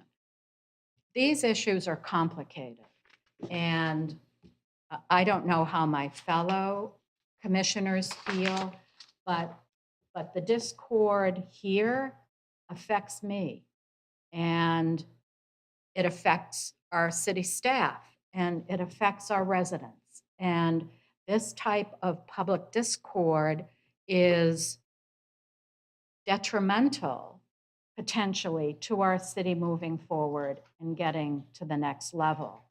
So I feel an obligation as one of 5 city commissioners to somehow be involved in this resolution because it impacts all of us. And I certainly would be open to a conflict resolution session. I'd be happy to participate in that. I believe it would be an all or nothing, given how sunshine laws are written. City attorney, keep me on the rails here because I'm having not a great day.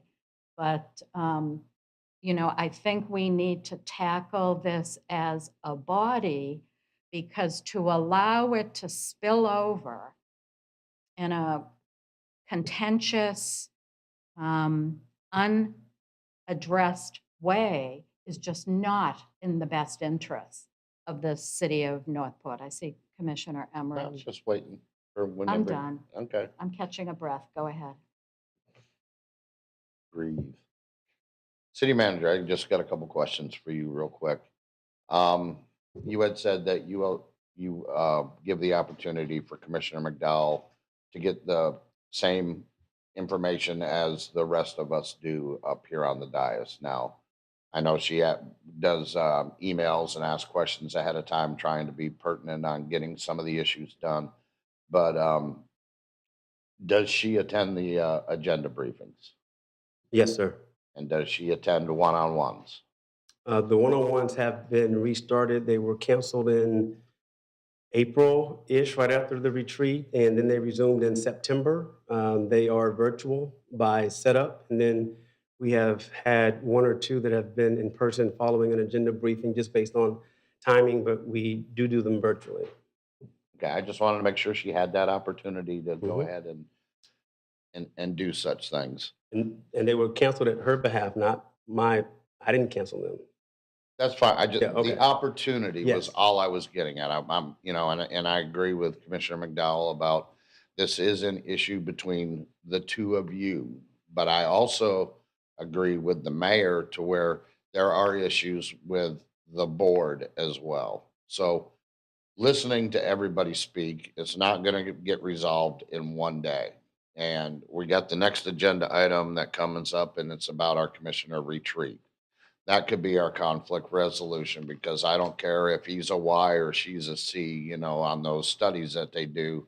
Maybe just have that, that discussion then in a professional manner and discuss on how can we make the board more efficient?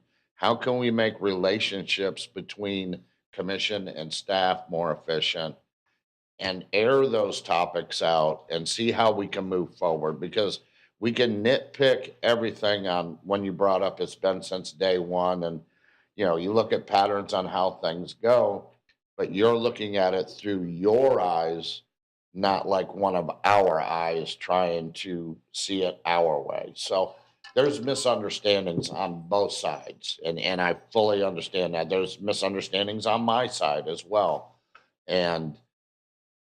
But I think that as a core, that yes, it should be done in public because it's been brought into public. So let's finish it in public. Let's have staff involved, because staff has been brought up to where it has been alleged that you treat staff poorly. So let's take all of it into consideration. I have not seen it. I have just heard it or read it. And there's a lot of conflict out there, that there's a lot of untruths being spread. So let's do it right, and let's maybe make that retreat conflict resolution retreat, and start the year off fresh. Yes, sir. So that's all I had, Mayor. I don't see any other comments or questions. Are you feeling so moved to make a motion, After Commissioner? my public comment, please. Oh, thank you so much. I just so want to get a path forward. You just on- want to get out of here today, don't you? No, it's really, I want us to sort of have a path forward on this issue, because I don't want it to fester any can more I than it has. weigh I in? see you. Go ahead. Go ahead.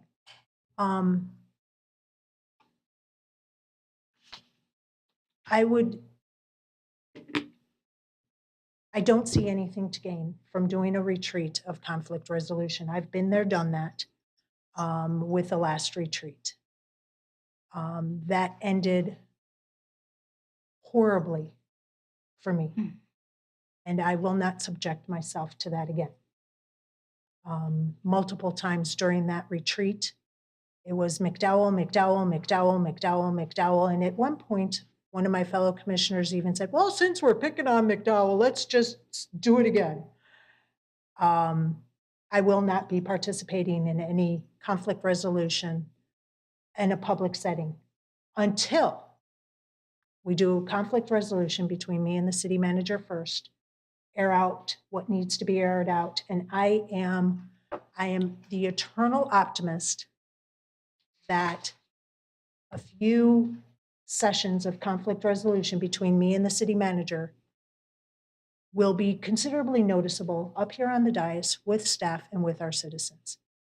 Just like it's been quite apparent and brought up by the citizens of the city manager's treatment of me.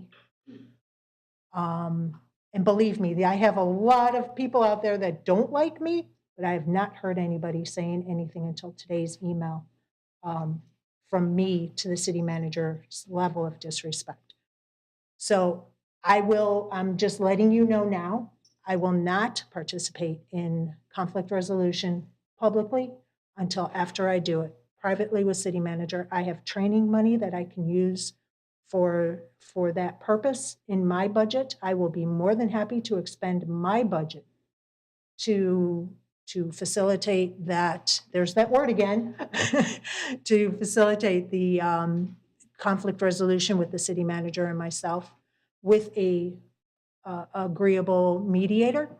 And I hope that that will be the first of many things showing that improvement.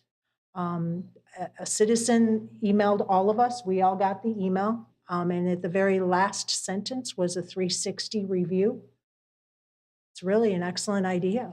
You know, I'm sure it can be done anonymously, somehow, some way where IP addresses are tracked, where the citizen, I'm sorry, where the staff feels completely empowered to share their opinions, thoughts, and ideas, because after all, they are planning to do a retreat with the city manager and staff, but we are not invited to that.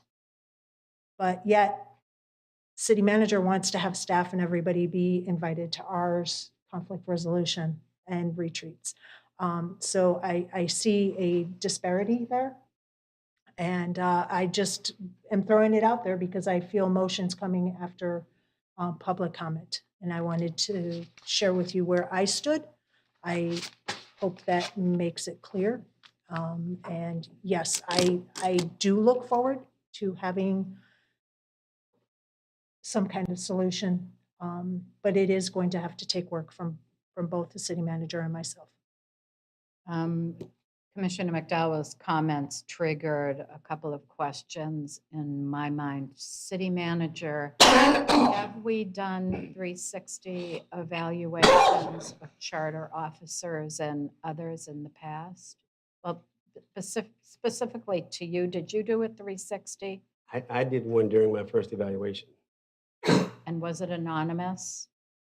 I can't even remember at this point. That was for the first 6 months, but I can't remember. Because I recall one being done. I don't know the details of it. But I certainly wouldn't be opposed to a second since Commissioner McDowell has laid her concerns publicly on the table as to how far the discourse between you and Commissioner McDowell has spread. I, for one, will say that my relationship with you remains great. I think in my review with you, I mentioned that our conversations about progress on key projects and things, opportunities facing the city, we have those conversations every week, and they are truly the highlight of my days. So I want my week, I should say. And I just want to allay Commissioner McDowell's concerns. It certainly has not spread to me. My only hesitation with my not being included, and because we cannot have any subset of commissioners participating in a closed meeting because of sunshine and all of that. But I think I could benefit with, having an opportunity in a moderated kind of environment of finding a better way for me to interact with Commissioner McDowell when I get frustrated with her need for those details. And again, I'm saying this with openness. There's nothing anywhere that says that my view of the role is right or wrong, or that Commissioner McDowell's view of the role is right or wrong, but I've not been happy with my behavior a couple of times. And I would value having a mediated conversation about how she and I might understand a little bit better. And I don't know how my fellow commissioners feel. It's kind of an all or nothing. City manager.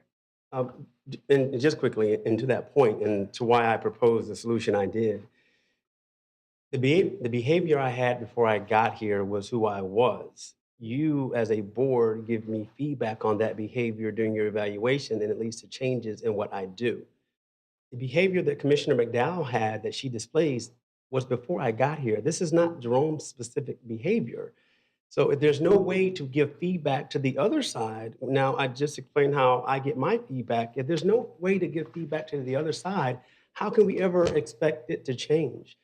if it is me and the commissioner in the room with one other person, and this person has already labeled me as hostile, Lord knows what this person is going to say when I come out of the room. They can say anything they want, and the mediator may or may not, remember whatever is written or spread through social media, and to me, it would put me in a situation where I am vulnerable to someone who has already shown how they feel about me, as I said.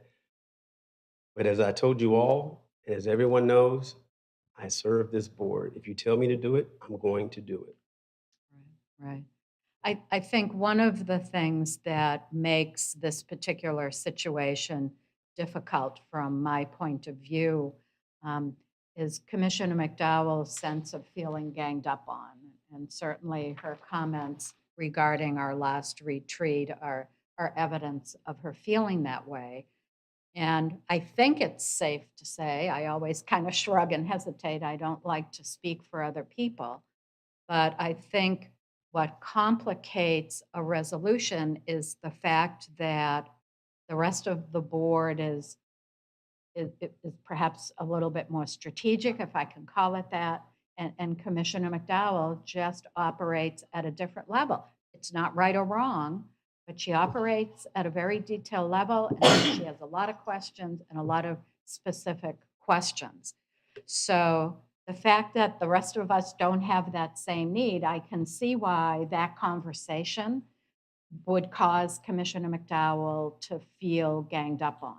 But that's why I think, and I'll speak for myself, to participate in a session that's mediated by a very skillful, experienced conflict resolution person could help us all sort of figure out different ways of accommodating different styles in a way that any one of us would not feel ganged up on. But I'm talking way too much. Can others kind of weigh in here a little bit and just sort of help us along a bit? Sure. I've sat quiet.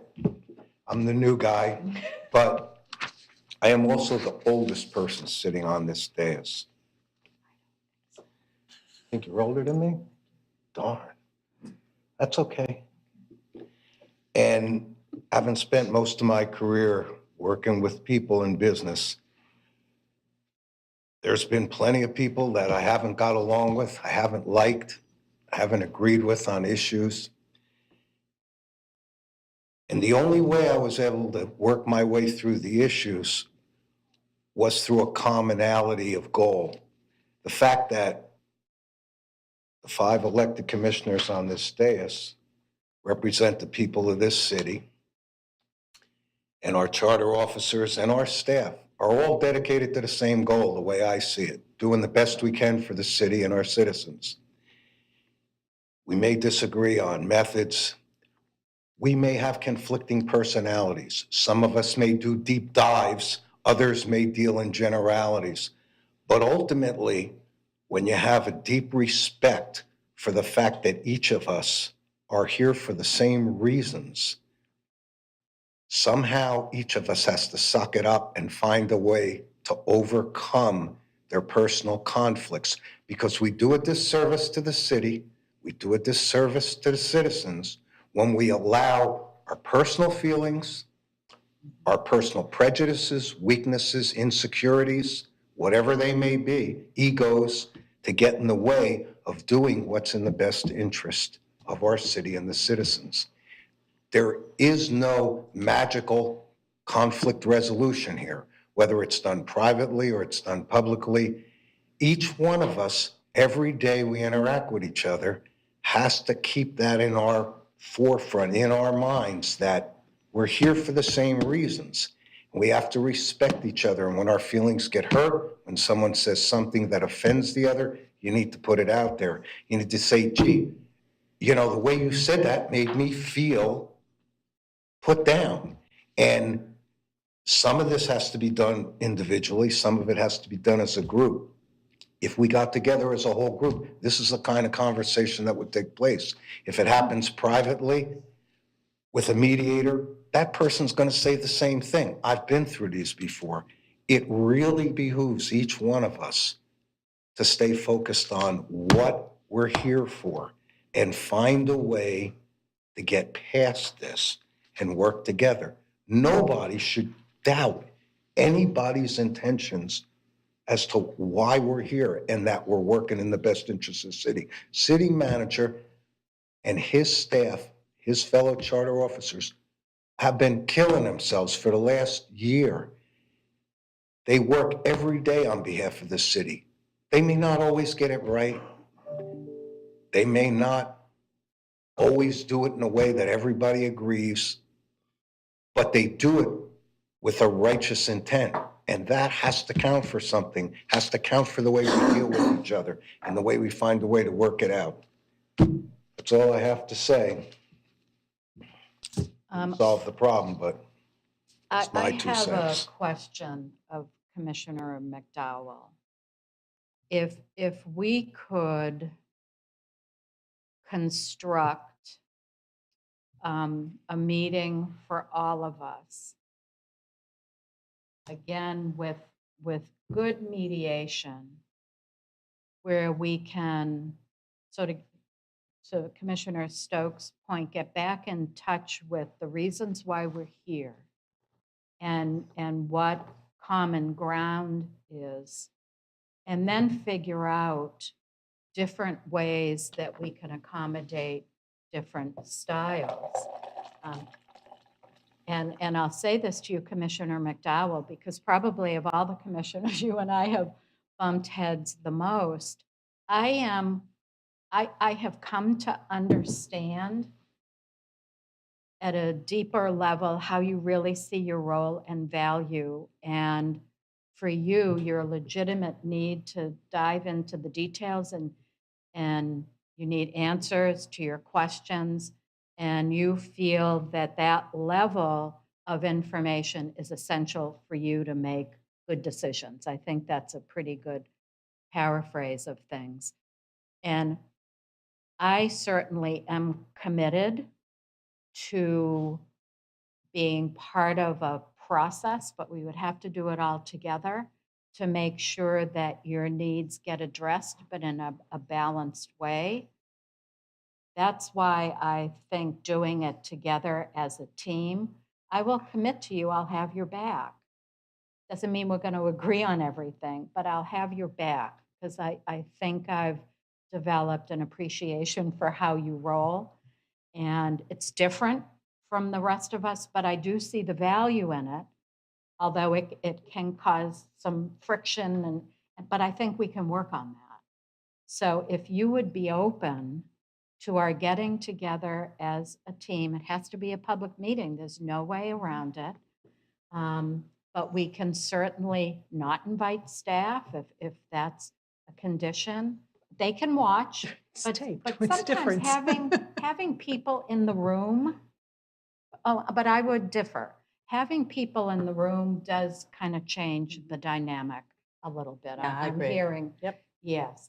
If we can sort of construct something that you're comfortable, I personally would find a lot of value in having that conversation with an experienced mediator, and I would commit to have your back because I do appreciate the unique value you bring to this commission, and I want to protect that. But we have other needs. We have a bunch of people up here with different ways. We might have to make some accommodations. It might mean I will be more patient with longer meetings. It might mean you making some accommodations in the depth or breadth of your questions. I don't know. But I certainly would give you my commitment to have your back in that conversation. Go ahead, Commissioner. Yeah, and if anything was blatantly clear with that retreat is that nobody likes when I ask questions. That was very obvious. For whatever reason, people assume my questions are a way to attack or to challenge or even think that I am trying to be the center of the show. That is absolutely not anything. What each of you don't realize is since I started as a commissioner, I would send my questions to staff for one reason and another reason. One reason is I didn't want them blindsided when we're sitting up here on the dais. I never, ever, ever wanted our staff to feel like they were blindsided. I always submitted my questions first and foremost. Pull my emails. You will see regularly me sending my questions. Lately, when I send my questions, and I can give you two specific examples that it happened, one today and one before with the workshop on the ULDC, where I sent my questions, I never got the responses in time. Yep, we're aware of those.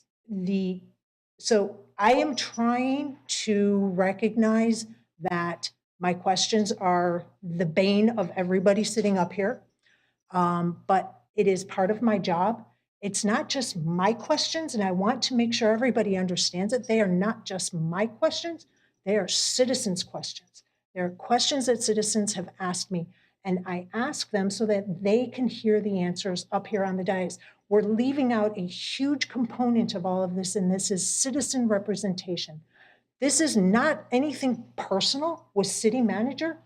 I am probably the person that takes things personally the least, but when I get attacked and thrown under the bus during a retreat and then find out that it was taped for everybody to sit and listen to. Commissioner, we've covered this. Let me and finish. This isn't an airing of grievances. I'm not We're airing the trying to figure grievances. out a path forward. Exactly. And I'm trying to explain to you what I have been doing to try and make things a little bit more palatable up here.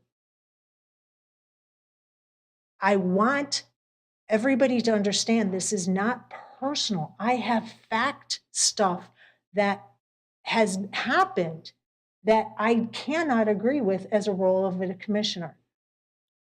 If you guys want to have this conflict resolution and have it with a trained mediator, I am extremely hesitant, and I am extremely gun shy after what happened at the last one. And yes, the city manager says I need to give him some grace after what happened, but I am sorry, a professional who was an assistant county administrator should have never asked for grace on an error of that magnitude. Commissioner, really, I must stop you here because this is, the intention of this is not an airing of grievances or validation of anyone's position. It's us trying to figure out a path forward on an issue. And I don't know how to do that without some kind of conflict resolution. And again. So I'm looking for a motion on a conflict resolution session, but I'm not going to ask, there's no point in our having that session and not having you, Commissioner, participate. So again, my question to you is, would you be willing to participate if we can structure that session in a way that is positive and supportive and doesn't feel like you're being ganged up on? Would you be comfortable? And maybe there's even a, if you ever feel that way, we take a time out and a deep breath and adjust whatever. We can structure it so that we all feel comfortable having these conversations. Would you be open to that? Now, I already answered that question, Mayor. I said I would, but I first would like to have conflict resolution with the city manager and myself first. I understand he is very hesitant about that, just as, and his concerns are valid, just as my concerns of having a group conflict resolution are just as valid. So we're back to square one. Okay. What's the will of the board?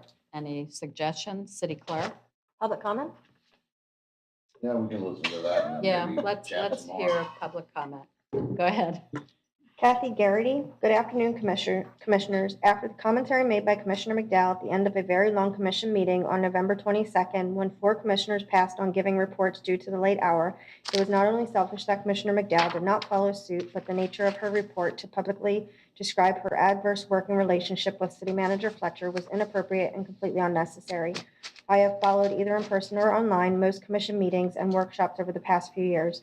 I read public reporting and regularly keep current with both commission and city business and activities. In the 23 years of my residency in Northport, I have never seen a commissioner act on the dais like Ms. McDowell. She interrupts other commissioners, complains about her limited speaking time, and has telling facial expressions that give away her frustrations and disappointment when things don't go her way. I also followed the interviewing and selection process of our new city manager. It is clear she was not in favor of Jerome Fletcher from the beginning. I cannot help but wonder if that got her off to a less than positive start in their working relationship. Whatever has transpired between the two of them is unfortunate, and I truly hope they come to a resolve. It can't be easy for the other commissioners to work within a negative environment. I find it interesting that Commissioner McDowell considered CM Fletcher's behavior hostile.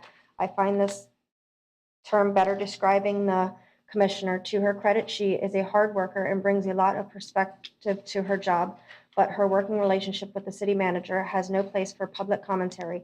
It did her no good to do so. Employee and citizen.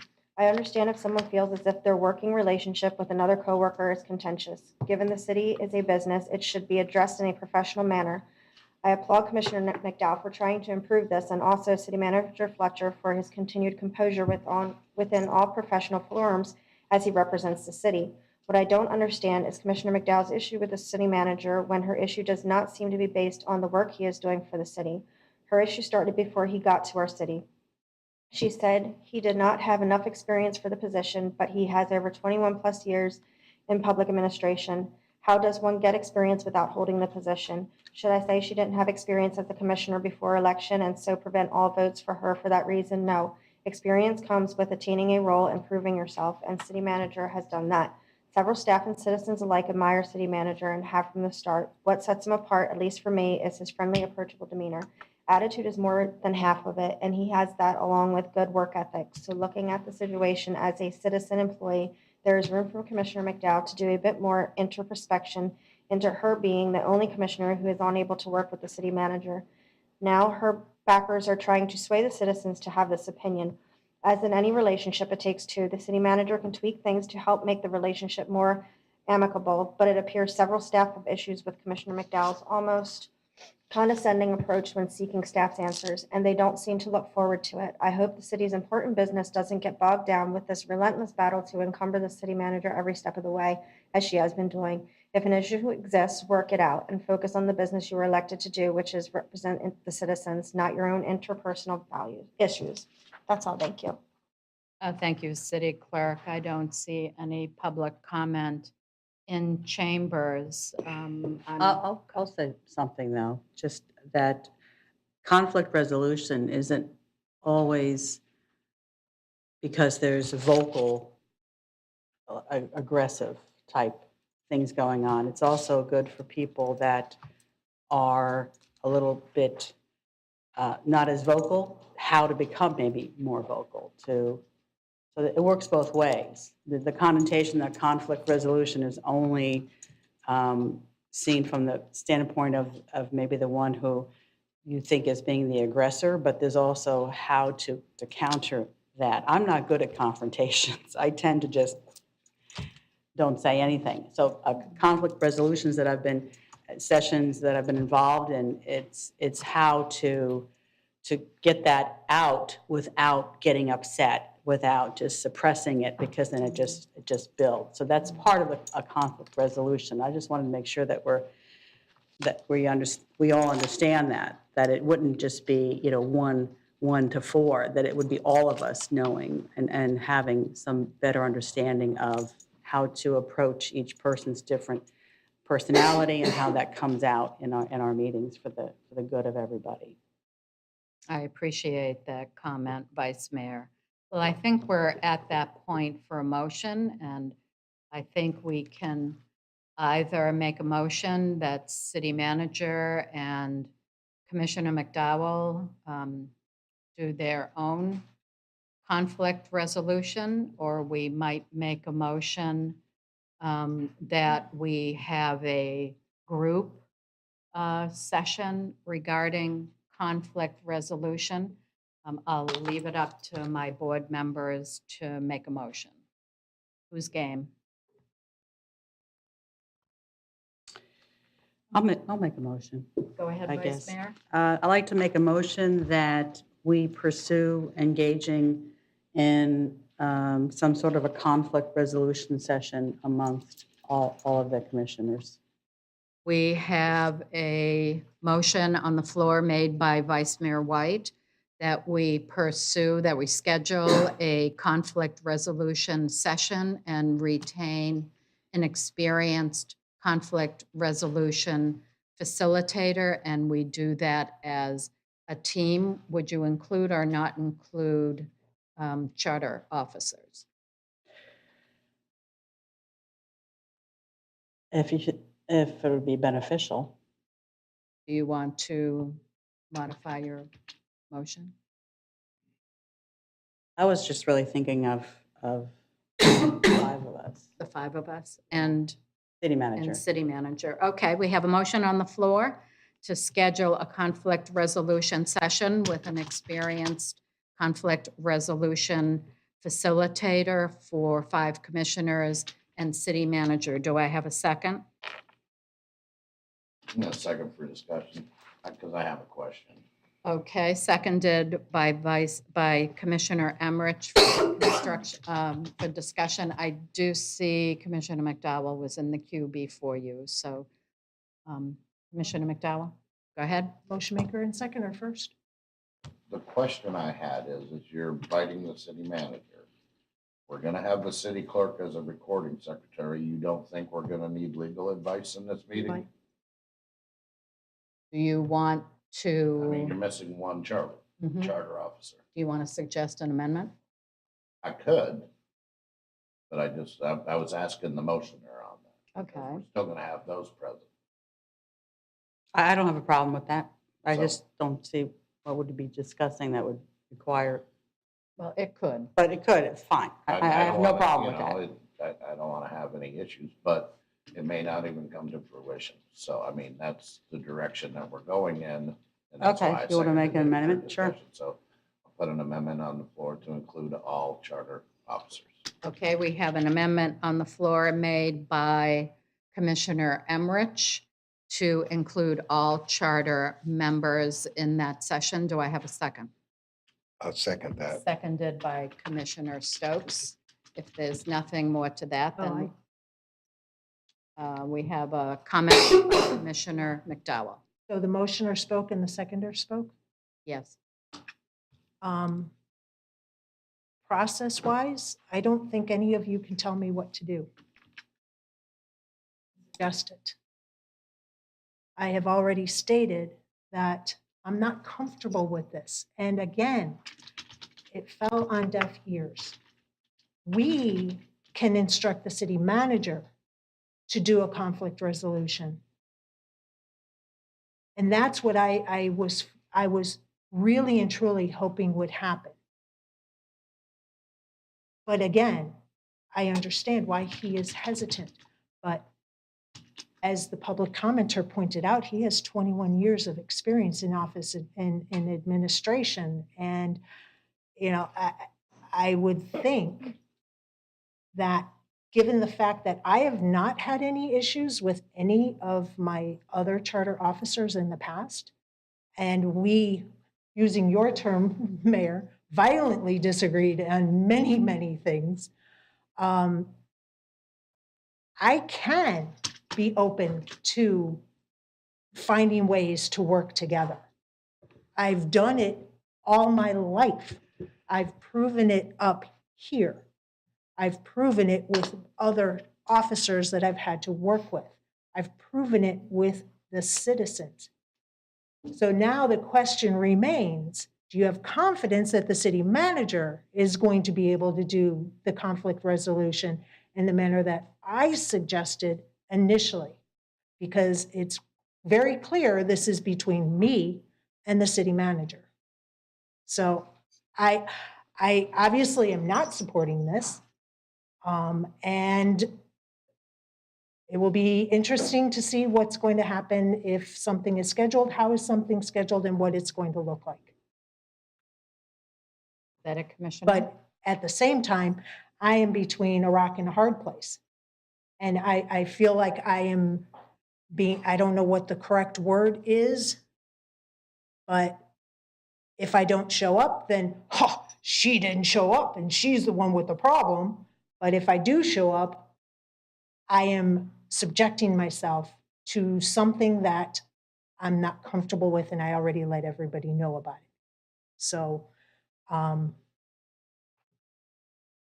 that's my comment. Thank you, Commissioner Emmerich. Well, she just brought it up to where, you know, we can't tell her what to do, but we can schedule meetings. And if she chooses not to show, then Right. she chooses not to show, because 4 is still a quorum, you know, and this is a discussion to try to help and better the board as a whole. If she chooses not to participate, that's fine. It doesn't have to be a pick on the mayor day, a pick on McDowell day, a pick on White day. But those conversations are going to happen, because there are a lot of differences up here on this board. You know, people may have, you know, there's a lot of different posts on Facebook condemning every single one of us up here, and we know exactly where they're coming from. Right. So it's like, that's something that we don't care about, but they're out there. And they're steering false negatives in a lot of those things, and they're actually alleging stuff that may be going on or may not be going on, but they're calling it truth. So it's a step to start somewhere. Am I going to force the city manager to sit down in a private setting with Commissioner McDowell? Absolutely not. Not with the way it's going right now.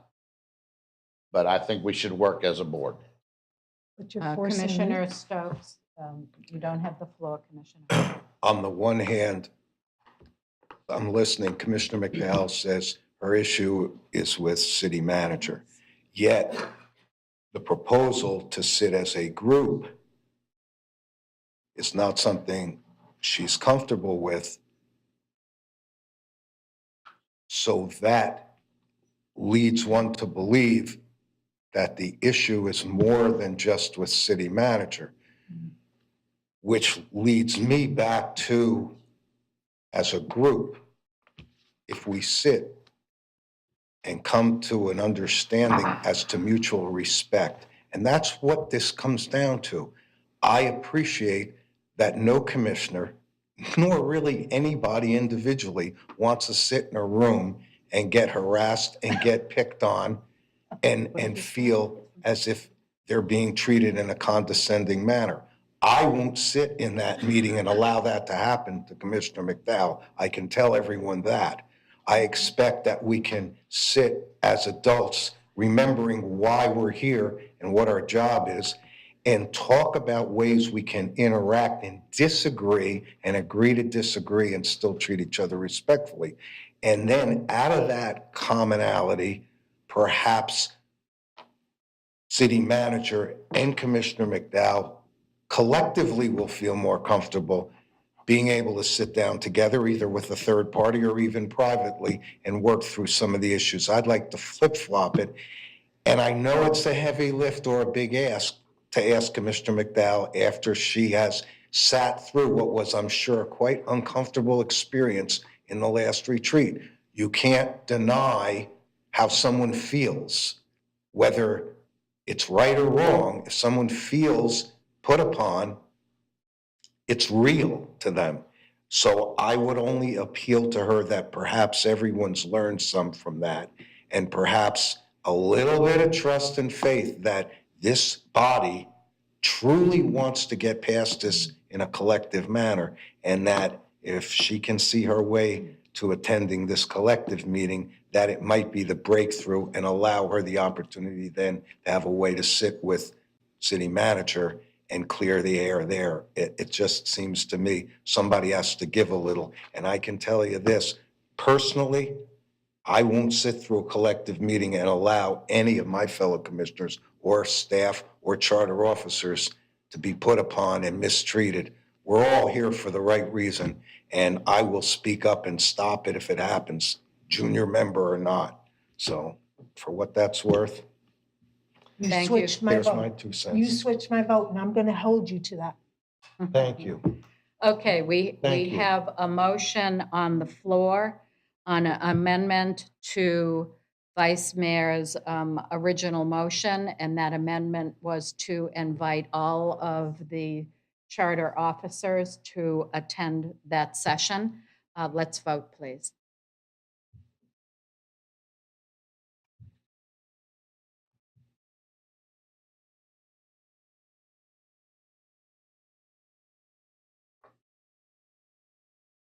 And that motion passes unanimously 5-0. Now back to the original motion made by Vice Mayor White, that we convene a group session for 5 commissioners, and with the amendment, our charter officers, to do conflict resolution and have a professional conflict resolution facilitator as part of that meeting. Anything more to that? No. Then let's vote, Uh, please. Can I ask a favor? Go ahead. I would like to see the credentials of the conflict resolution manager beforehand. I think we should all see that. Absolutely. Yep. Okay, And I didn't mean just me, right. all of us. Vote, please.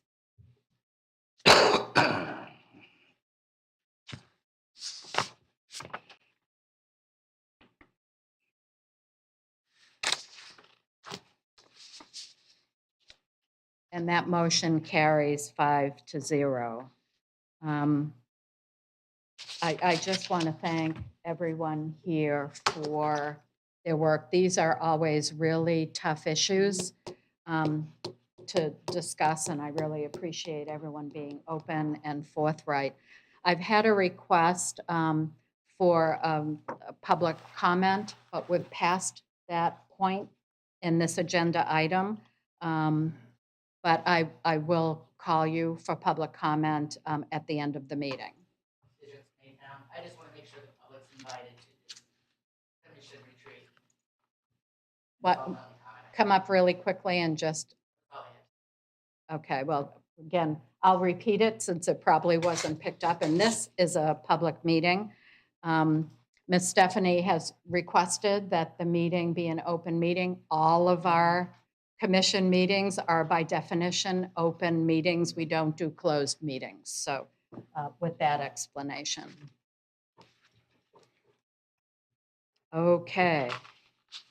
On to item 22-3830, discussion and possible action with regard to format, topics, and desired outcomes of the 2023 Commission Retreat. City Manager, this is your item.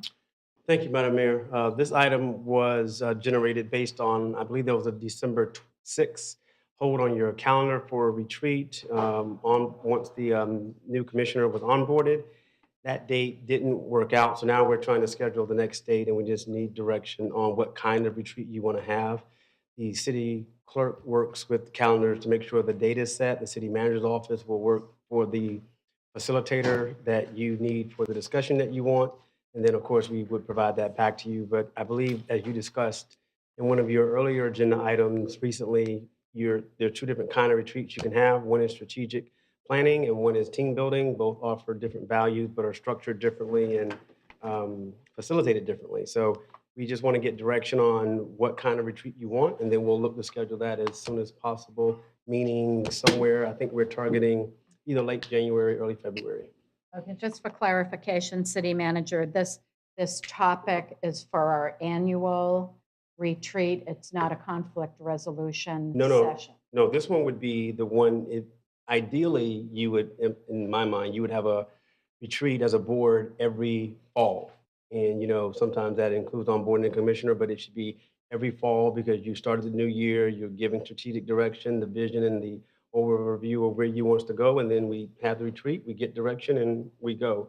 So this would replace that. It's just happening a little bit later. A little bit later. Thank you for that clarification.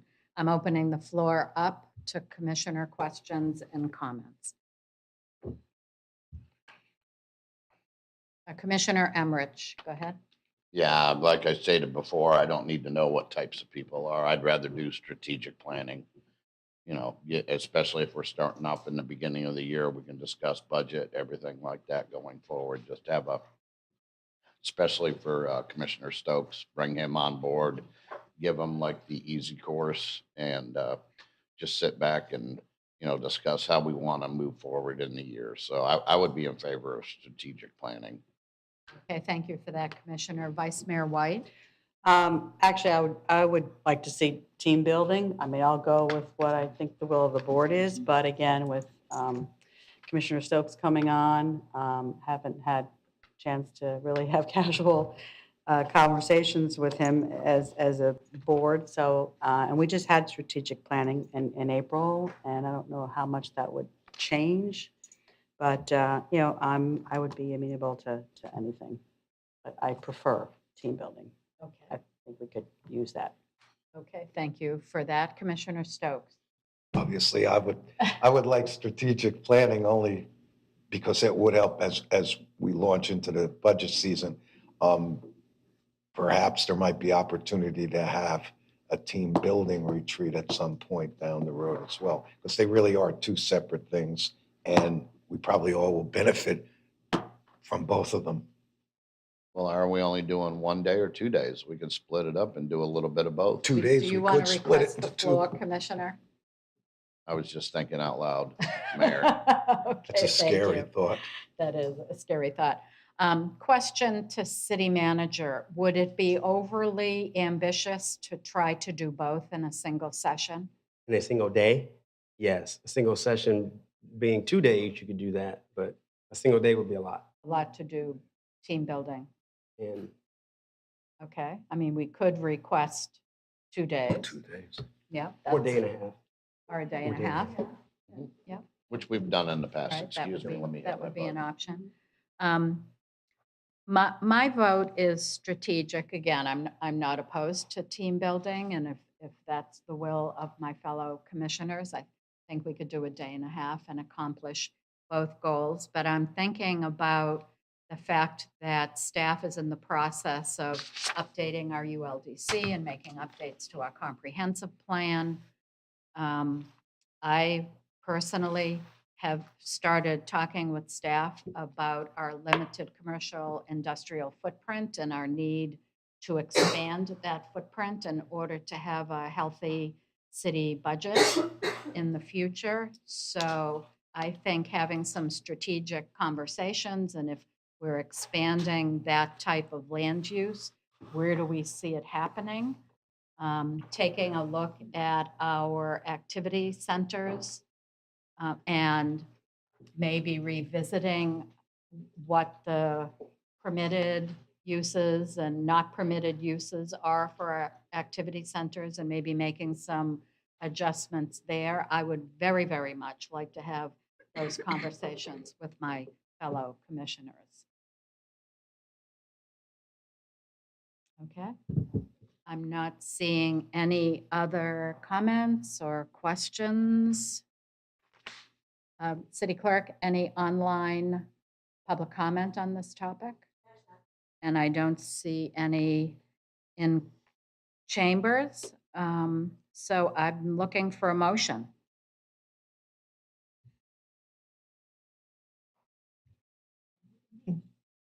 Where were we at here? Yeah, I'll try. Make a motion to set up the format for our 2023 commission retreat as setting it up for a day and a half, and day one be strategic planning, day two be team building. Be it a day and a half or 2 days. Okay, we have a motion on the floor made by Commissioner Emmerich to instruct city manager to plan for a commission retreat, 1.5 days, with 1 day being strategic conversations and the half day being team building.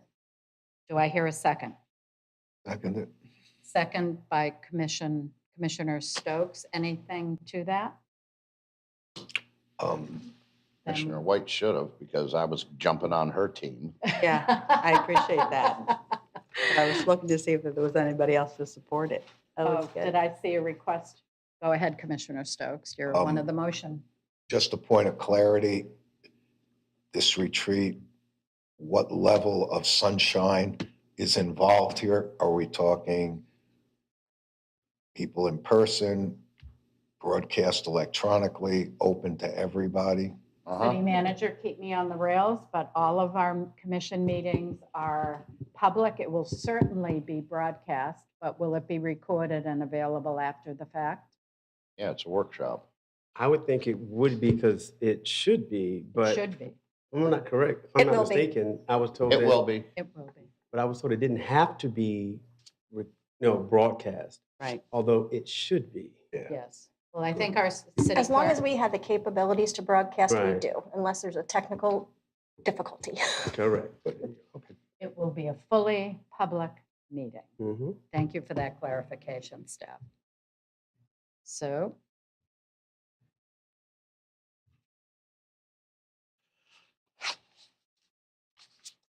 Did you vote? Yes, you did.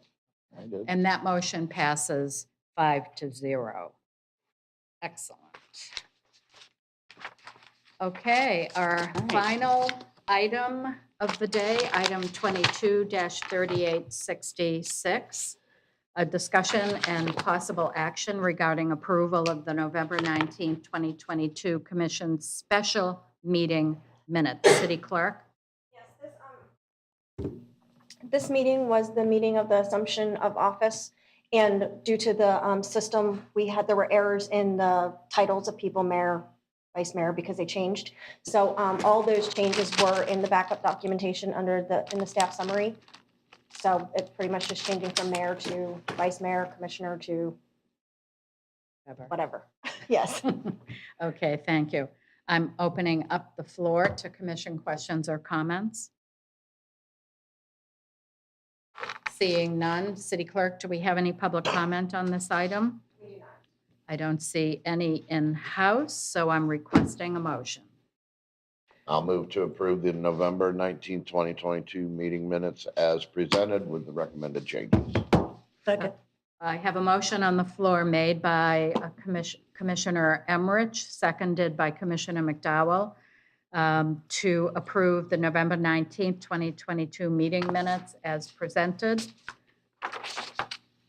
Let's vote.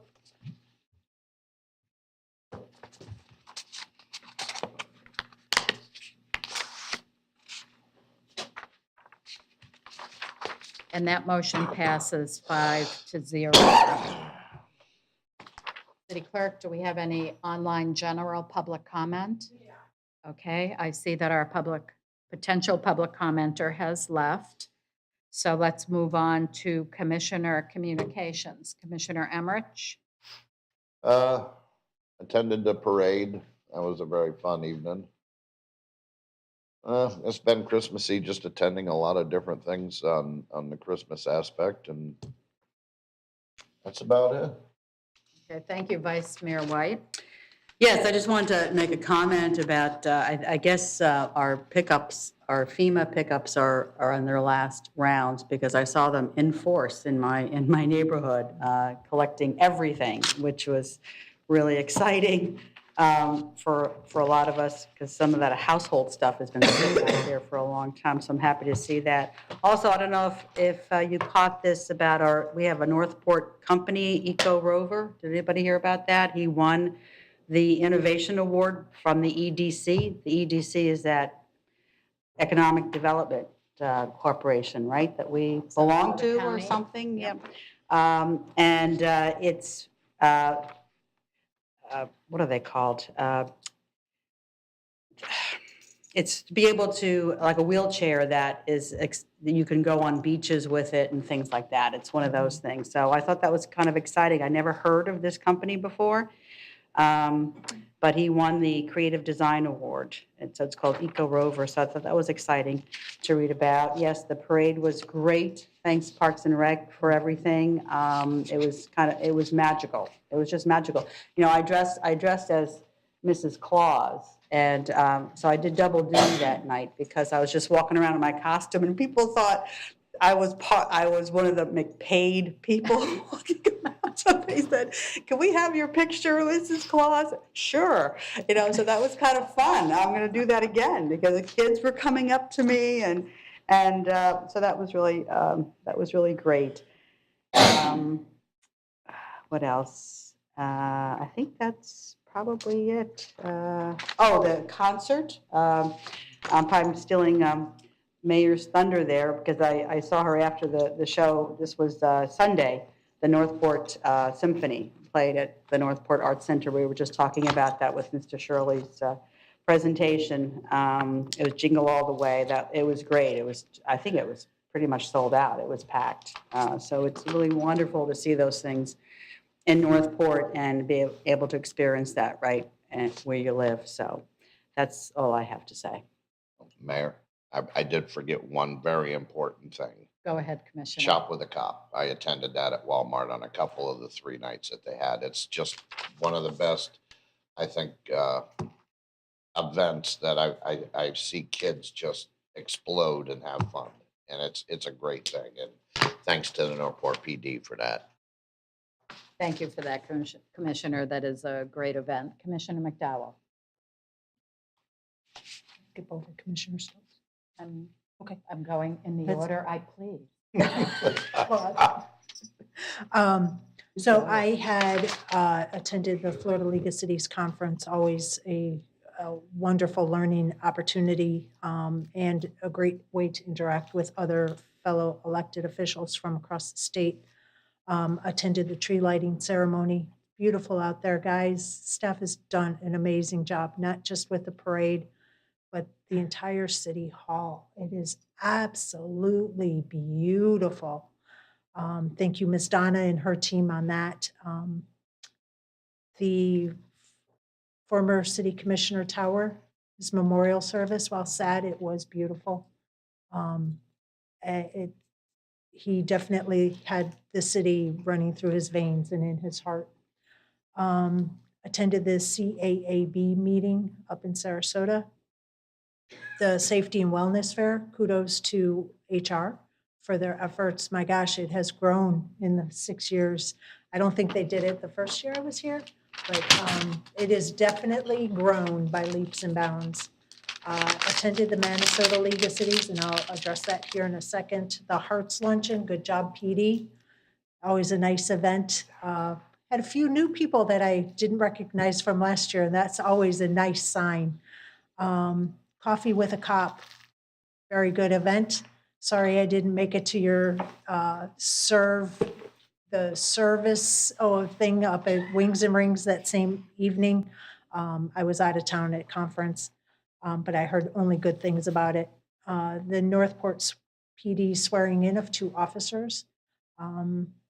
And Shop with a Cop. I have a feeling this is like Northport PD night.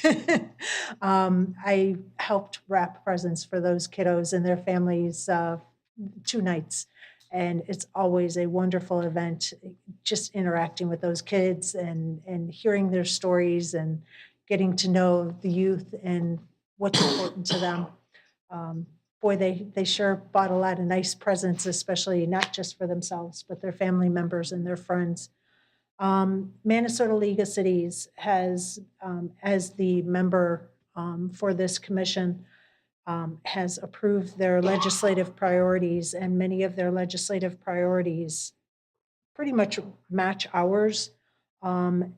Minnesota League of Cities isn't just Northport and Sarasota County, but it also is Manatee County and all the municipalities in Manatee County.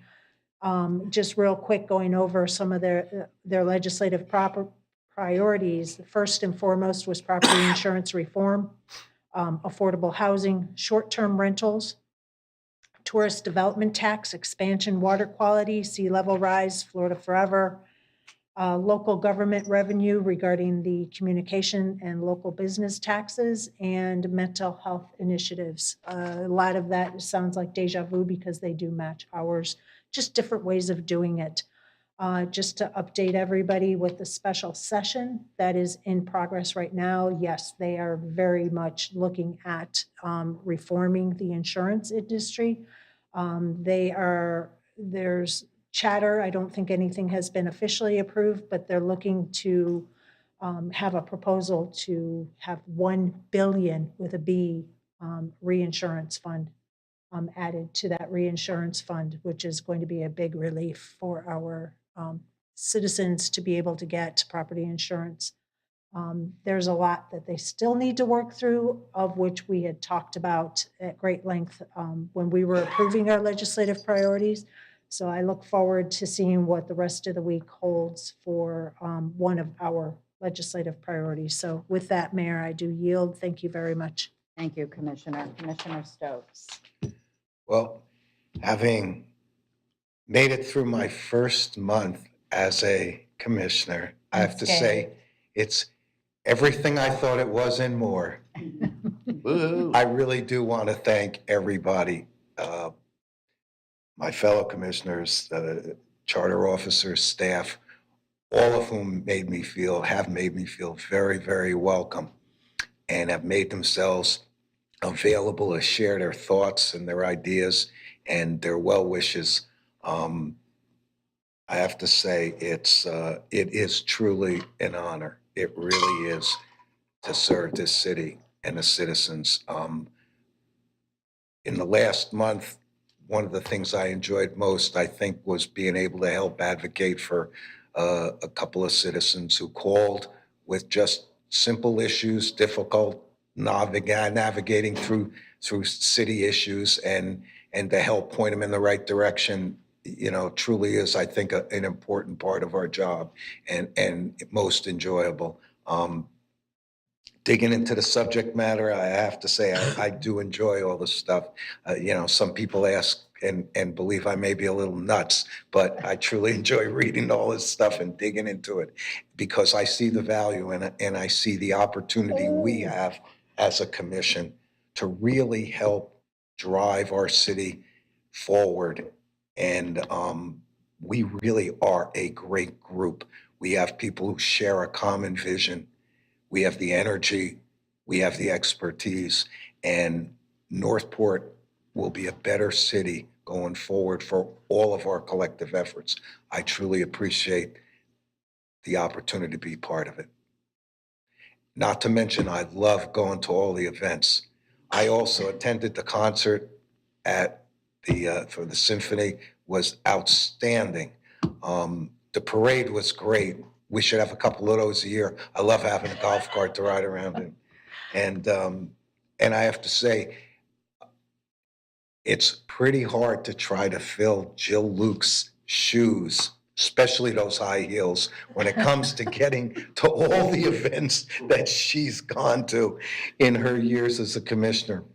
My calendar is loaded with things to go to and some that overlap. So I will do everything I can to make myself as available to the citizens out there, to be a part of the city, to get to know everybody and to understand what their wants and needs are so I can be a better commissioner. Thank you. Is your wardrobe going to start matching hers? She won't let me anywhere near those closets.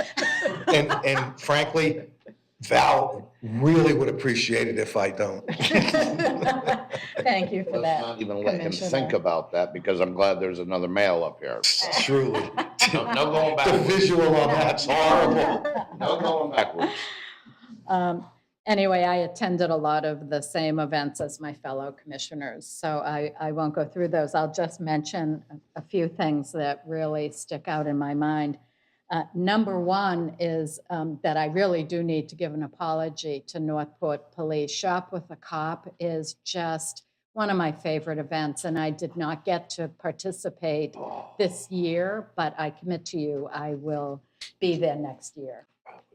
I had an opportunity to visit with Representative Grant, with Mr. Miles and City Manager, and we discussed the insurance special session that's happening as we speak, and also had an opportunity to talk a little bit about the impact that Hurricane Ian has had on the city. I was also very honored to speak at Fred Towers' Celebration of Life. I often refer to Fred as one of the rabbis who guided me when I first decided to run for this crazy position, and also gave me guidance on how to make the transition from a candidate to a commissioner, and I hope I live up to his advice. I've also been instrumental in pulling together a work group to request funding from the Economic Development Department, the federal agency, to create a business incubator here in the city.